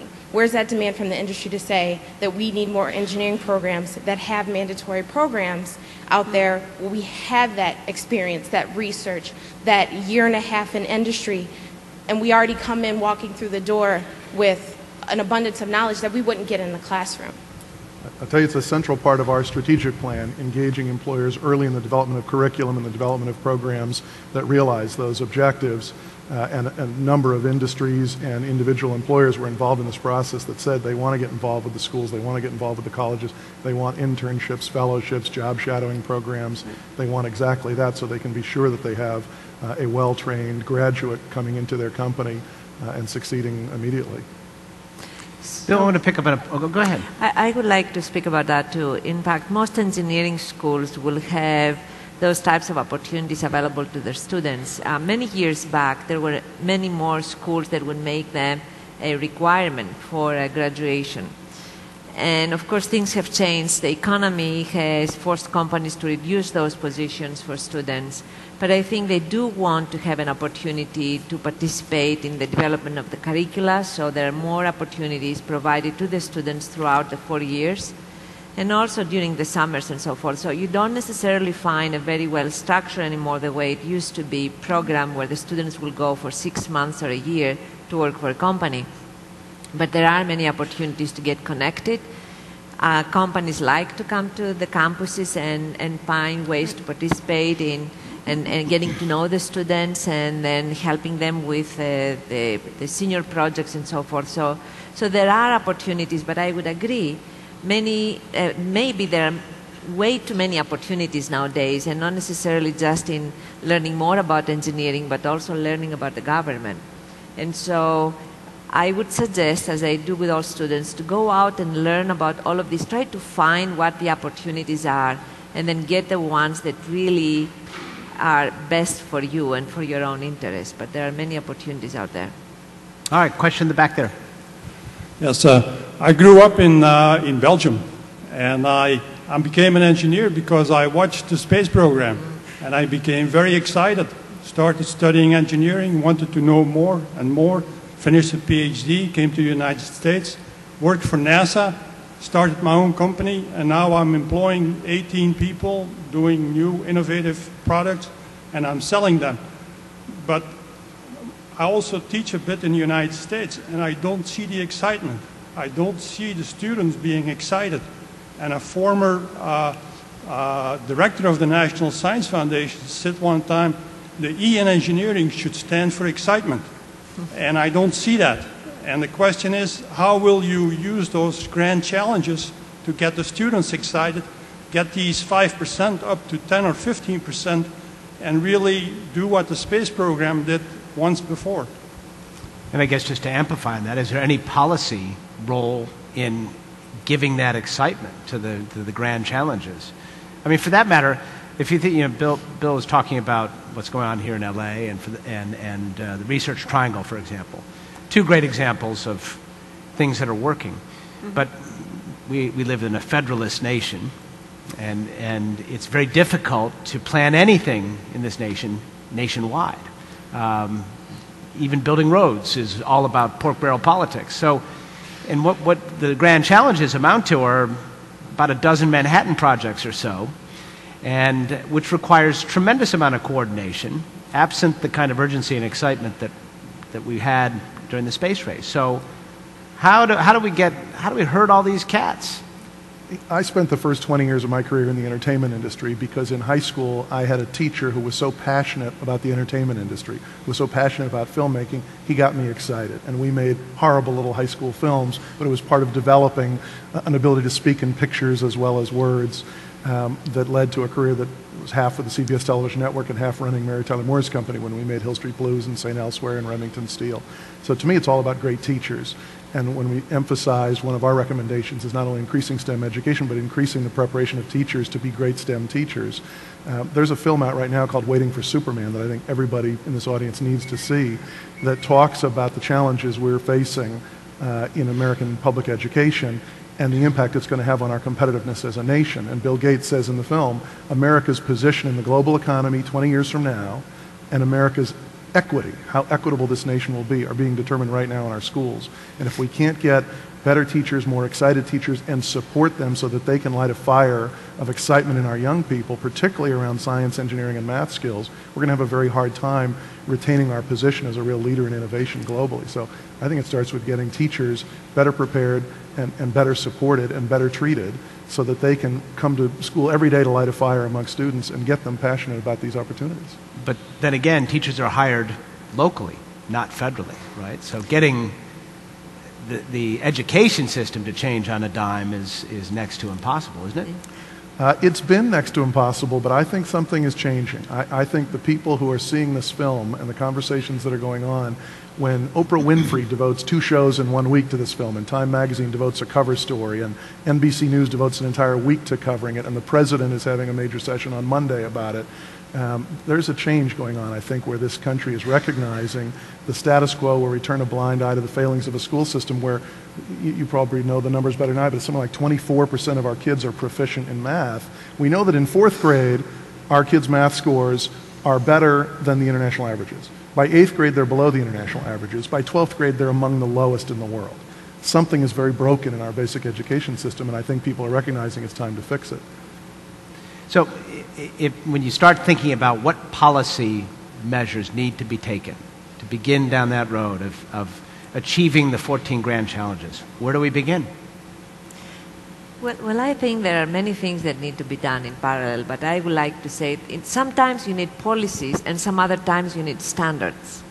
And when it comes to education, for example, providing opportunities for teachers and helping the K-12 system specifically with STEM education, what we really need are standards that are meaningful. We have standards, but that do not necessarily help the teachers teach the students and excite them about the topic. So in this particular case, I would say we need to work for national standards, not state standards, that every state has its own and set of requirements. In other areas, you need policies. When it comes to providing support to not just the undergraduate school and undergraduates, which are, of course, absolutely critical in that support, but also graduate students and faculty, because these are the ones who participate in research, then some policies will help there. But again, in that case, you don't want to have too many policies without a strategy is a problem. And standards without policies and without strategies are even worse. So I think we need to, what I would like to see us doing, especially in the area of education or innovation, if you like, in higher education specifically, is to start with a plan for the country. We are probably the only country, developed country, without a plan for higher education. So this goes to a tweet and what I said this morning talking about Sputnik. Can the grand challenges be our generation's Sputnik moment? Or do we need some sort of rallying event in order to make these things become reality? Tom Friedman says he's using China as our nation's Sputnik. He's trying to fire up a competitive spirit. In I his don't know writings. if it's resonating. Do you think? Is it? It is with some of us who read his writing and visit China and think about it. I make a couple of visits a year to China to bring companies and investment back here to Los Angeles. We brought one of their leading electric vehicle technology companies, electric battery technology companies here. And when I look at their 5-year plan, in which their 5-year plan for their national strategy, nearly doubled. I think it raised the percent of their GDP focused on R&D from 1.3% to 2%. And you look at the way they're building entire cities focused on research and development of new technologies. They create solar cities. They create electric vehicle cities. They create aerospace cities. I mean, you see it in their growth rate, 10% a year average over the last 30 years. Our position as the world's leading economy is by no means assured, and we were threatened in our position as a technology leader by Sputnik, and it fired up the competitive spirit of this country, and we did great things with it. If more people recognize how extraordinarily focused and successful China is as an emerging economy, maybe that's our Sputnik, and maybe the grand challenge is race between who's going to solve the grand challenges. Is it going to be American ingenuity? Is it going to be Chinese ingenuity? Could serve as that competitive fire. It helps you. You can do a lot of those things very quickly when you don't have one of those messy democracies to contend Absolutely. with, right? Yeah. Absolutely. So could I say that Yes. we have a number of opportunities to create a challenge like the Sputnik. We have climate change, for example. We have the energy problem. And I cannot see, Sputnik became such an important program because it was an issue of national security at that point in time. And we have similar issues of great importance right now that we can use to rally the public around. But we need the appropriate leaders to do that. Right, but we don't want the Cold War to come back. No. But fear is a good motivator, isn't it? All right, go ahead. Question from the audience. All right, I guess you can call me a cynic. I've seen enough of talks but it's the implementation that really matters. I mean, I think Mr. Charles Vest talked about how they said 5 years ago they came up with this rising above the gathering storm. And everything has actually gone downhill since then, and now we're revisiting it again. So I just want to know, like, what are we going to do differently now that needs to push this, forward, what we talked about here and everything? I mean, it's a great idea and all, but we got to put it into action before you actually see any results coming from it. A young cynic in the audience. Listen, Anybody? It's why we went through the process we did on our strategic plan, was to bring stakeholders together and say, we want you to help write this plan, but you also have to be willing to help implement the plan. Because lots of people have come up with ideas to help improve a regional economy before. But this time we tried to get stakeholders to be implementation champions and say, what are you going to do to improve our schools? What are you going to do to improve the infrastructure facilities in our region? And at least in relationship to the planning process we went through, people are actually implementing in a variety of different areas. The infrastructure improvements that had been held up at our ports and airports for many, many, many years are now rapidly underway and creating jobs and an infrastructure that will support our connection to a global economy. There are other interventions going on in our schools. The question was raised earlier about getting students involved with businesses in schools. One of the worst performing schools in LA was a school called Banning High School down in the port area, the harbor area. It didn't have a 40% dropout rate, as is sort of the average in our region. It had a 40% graduation rate. 60% of the kids coming into that high school did not graduate.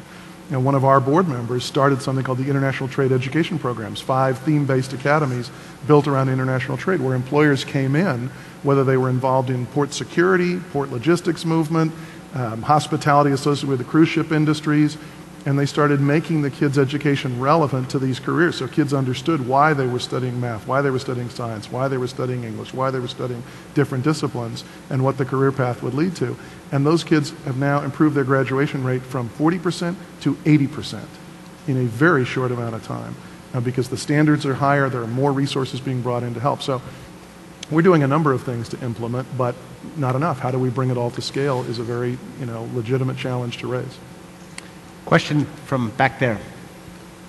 So this is a bit of a contrarian question. There's a nostalgia for crisis.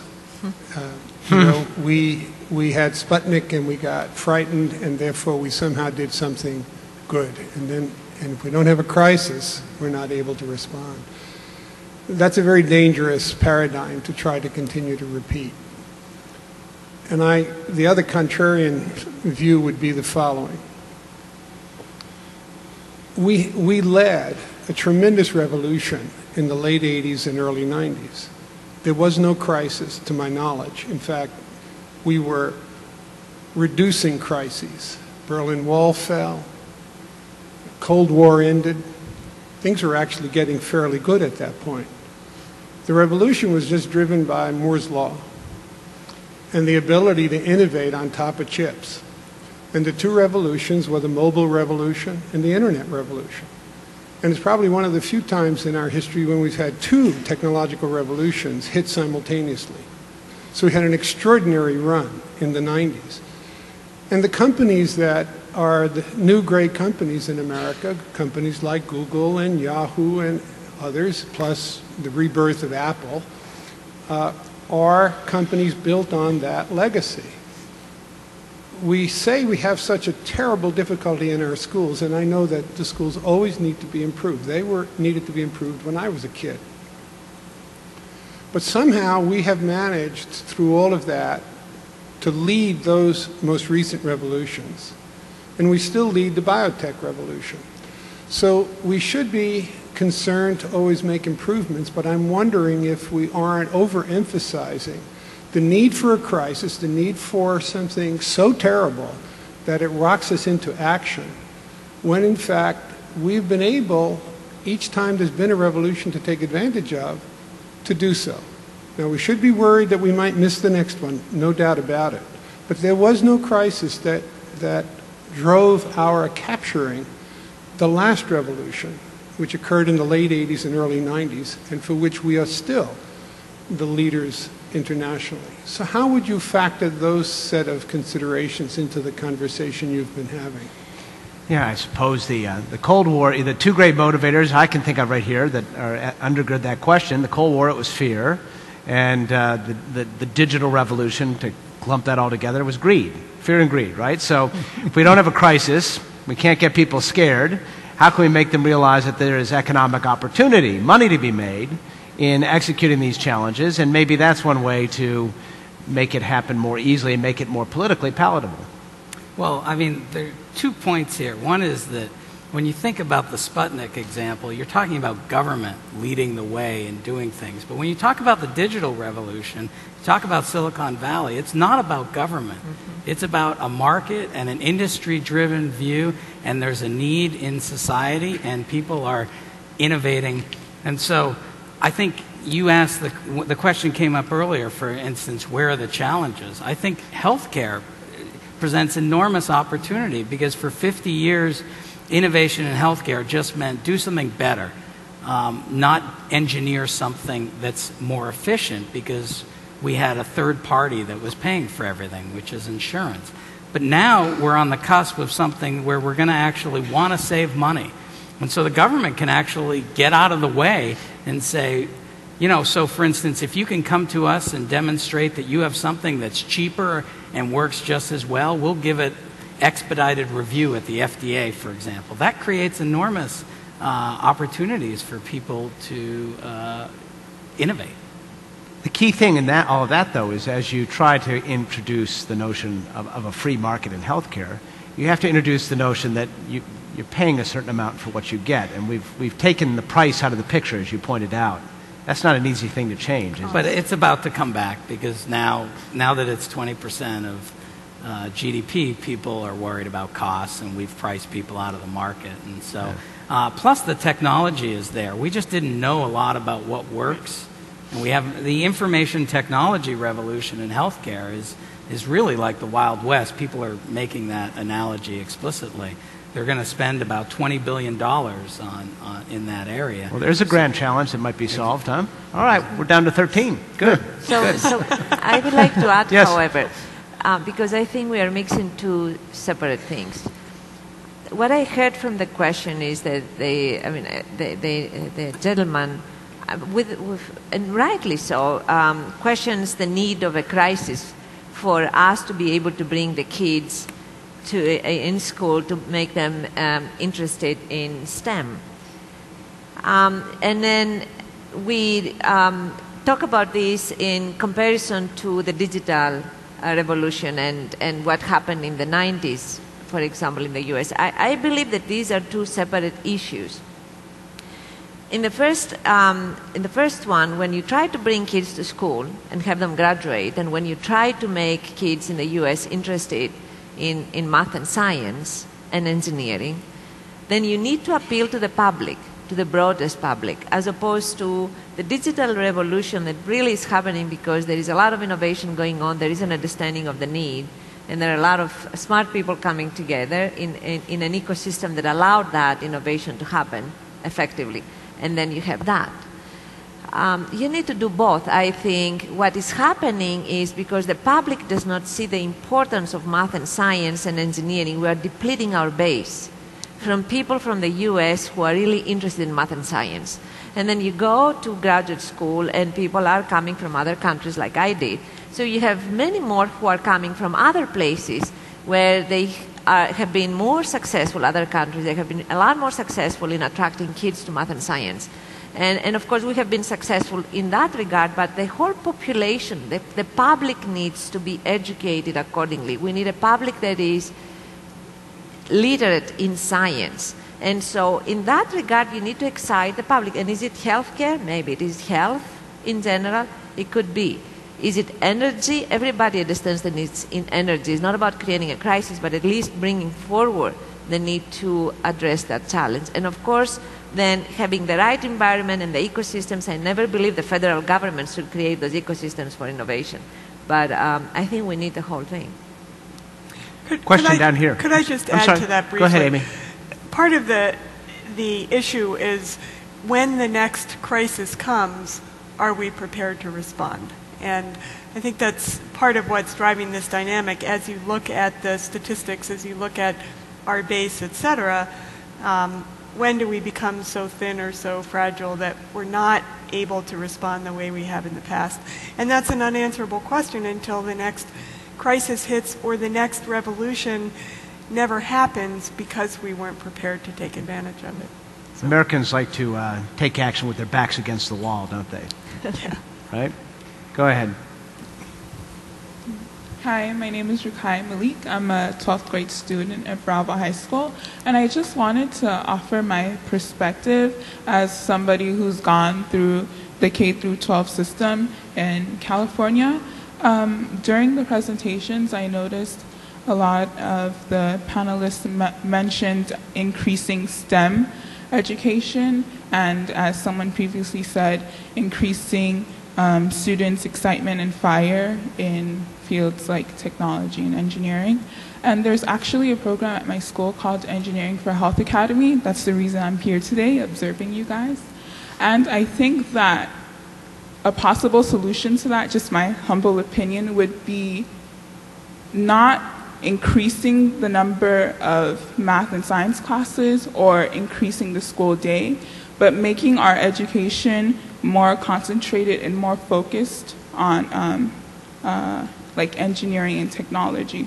So rather than having students take a bunch of math and science classes and not really understanding their future applications and where they can go with that and how that could possibly turn into a job, it's better to do something like the model that we have in our high school.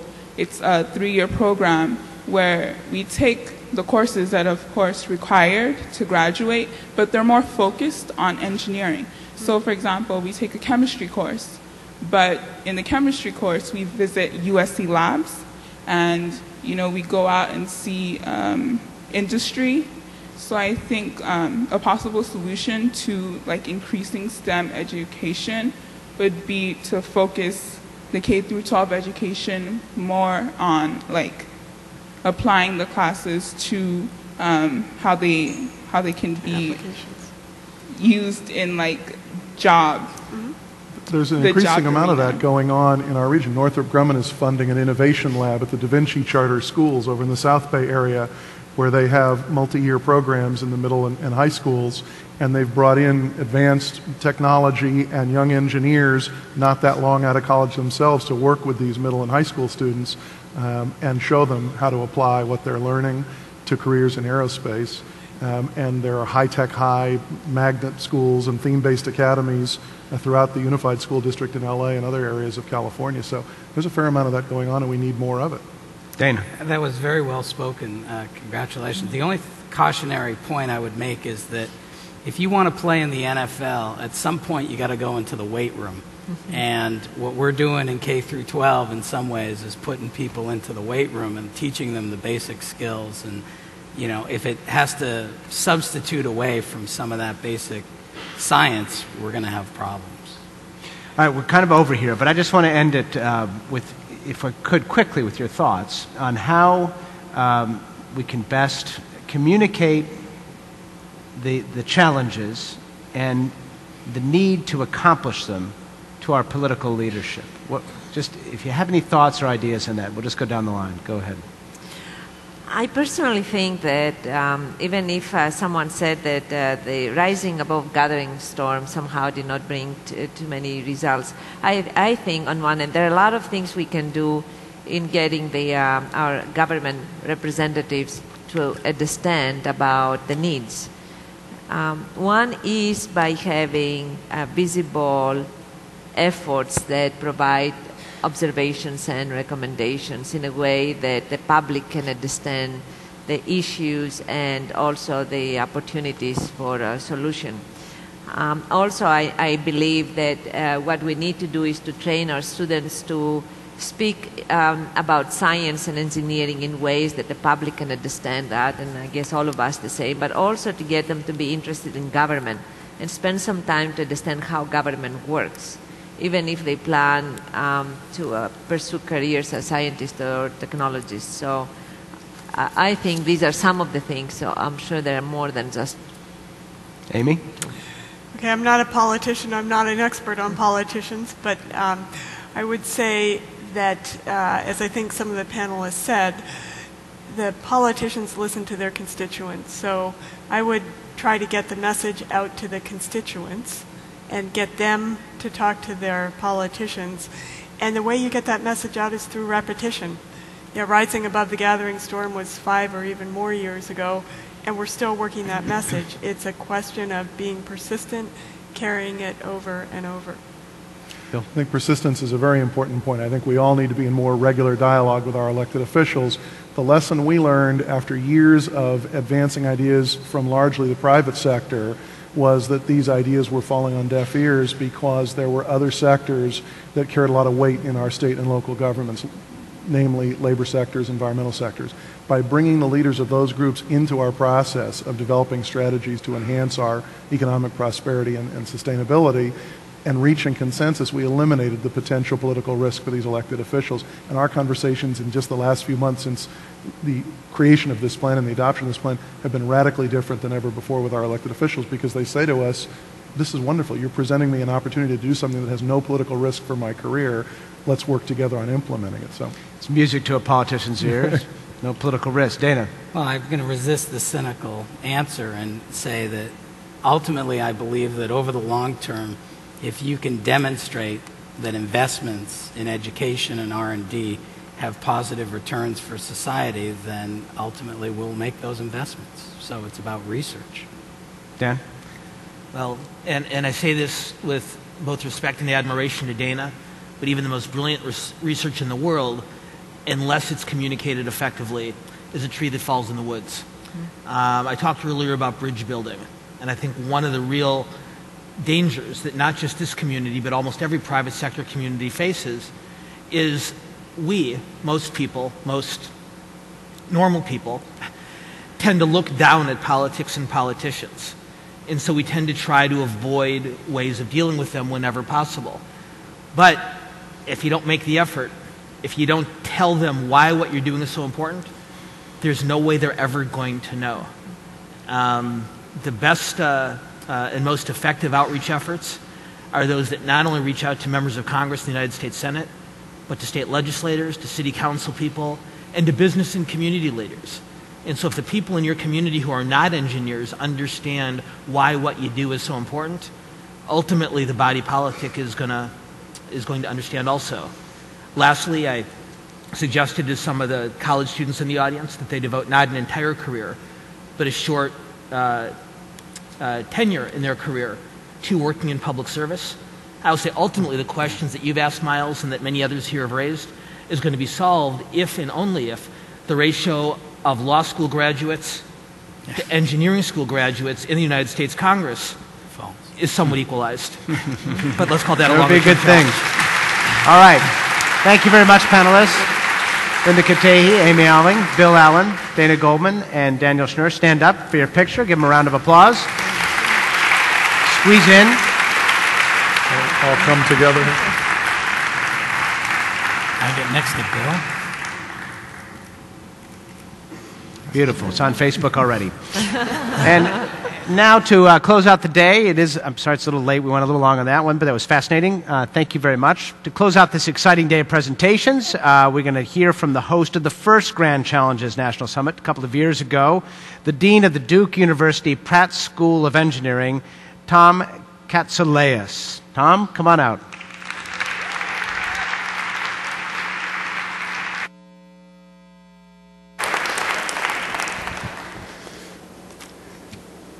Thank you, Milos.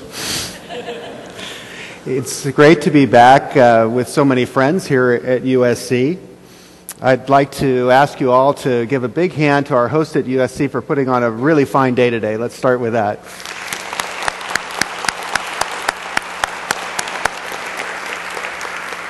So on a personal note, I left here about 2.5 years ago, and I noticed that for all my Trojan friends, there's been some progress in rankings. I won't mention the one about Crosstown, but I will mention the one that I noticed that for the first time in many years, the Viterbi School of Engineering has overtaken the football team in the national rankings. Congratulations.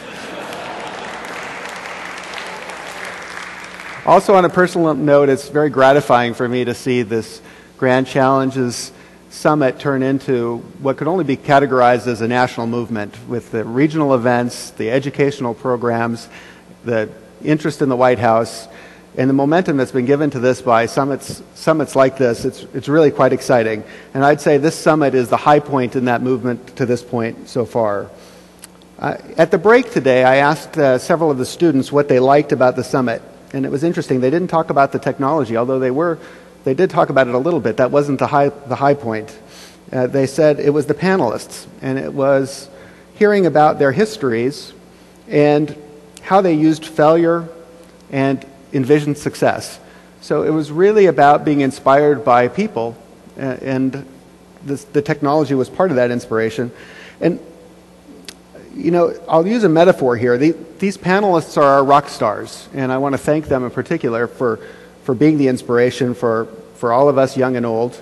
And I want to continue on that metaphor and say that if an engineering conference, a typical engineering conference, is like a concert, then these summits are somewhat like jam sessions. And when I sit in the audience, as I did today, and I listen to the jam session, I'm fascinated to watch how the dialogue forms a musical piece, with sometimes each of the panelists hitting resonance and saying the same thing. And you notice that in themes about education and the need to educate not only future engineers but the general populace. And then hitting discord, as we heard in just this last session, about how to maintain focus, and even some dissent about impatience about making progress on the grand challenges. And then finally harmony. And I'll note what I thought was interesting about harmony came about in the discussion of funding the grand challenges. And I thought it was interesting when Peter Diamandis talked about X Prizes and how they stimulate innovation and ideas that are approaches to a problem that one didn't anticipate. And it reminded me, since I'm a sailor and one of my passions is sailing, there's a very nice book about a grand challenge from the 17th century called Longitude, when the big challenge was, how do you tell how far west of London a ship was and what your longitudinal position was. And the Royal Society of London offered a very large prize, which was at that time probably even bigger than Peter Diamandis's in normalized units. And they thought that the winner of that prize would be an astronomer. They were certain that the path towards finding longitude was going to be looking at the sky, and it turned out it was the Harris Watch that won the prize. And I think there's a similar exciting role for these prizes to play. But at the same time, you heard Mark Umayan talk about how his work on helping the blind to see required 20 years of solid funding, or continuous funding, in order to reach the point that he's reached. So I thought there was a nice harmonizing between the different approaches and the different needs for funding the grand challenges.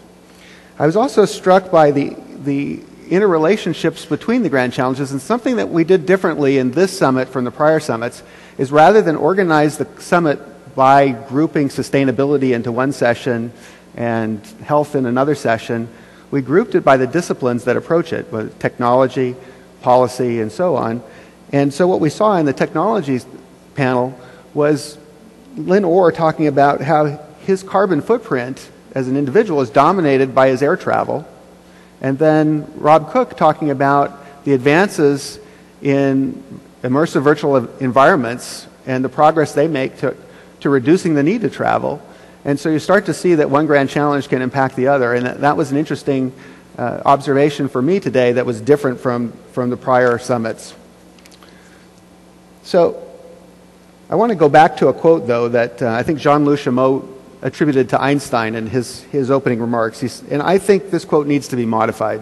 Einstein said that politics is for the present and an equation is for posterity. And if we really care about the posterity of this planet for our children and grandchildren, it's pretty clear that we need policy for posterity in combination with equations for posterity. So I think that's the update of that quote. And so with that, I'm going to give a tribute to Chuck Vest here. And you recall in his opening, we should all roll up our sleeves. So this is my tip of the hat to you, Chuck. I'm ready to roll up my sleeves and get started on working on these problems. I know the Grand Challenge Advisory Committee is very concerned with the question that the student asked about, the progress we're making on this thing, and we've talked about some solutions to this. Part of it is communication. I think you're going to hear some of that in the panels tomorrow. Part of it is giving feedback to people on the progress we've made. Remember, these are grand challenges, I would say to you. These are grand challenges for the 21st century. So don't expect them to be solved in 5 years. At the same time, you also heard about the great progress that's being made within 5 years on these challenges. There's headway being made on engineering better medicines and many of the other topics, and social networking to bring about behavioral change that improves the environment, things like that.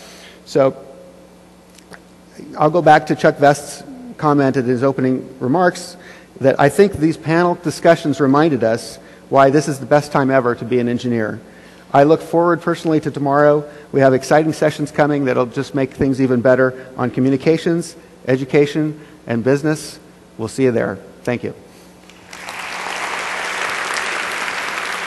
Okay. That's it. We'll see you tomorrow. Thanks very much. Okay. Milos? Very good.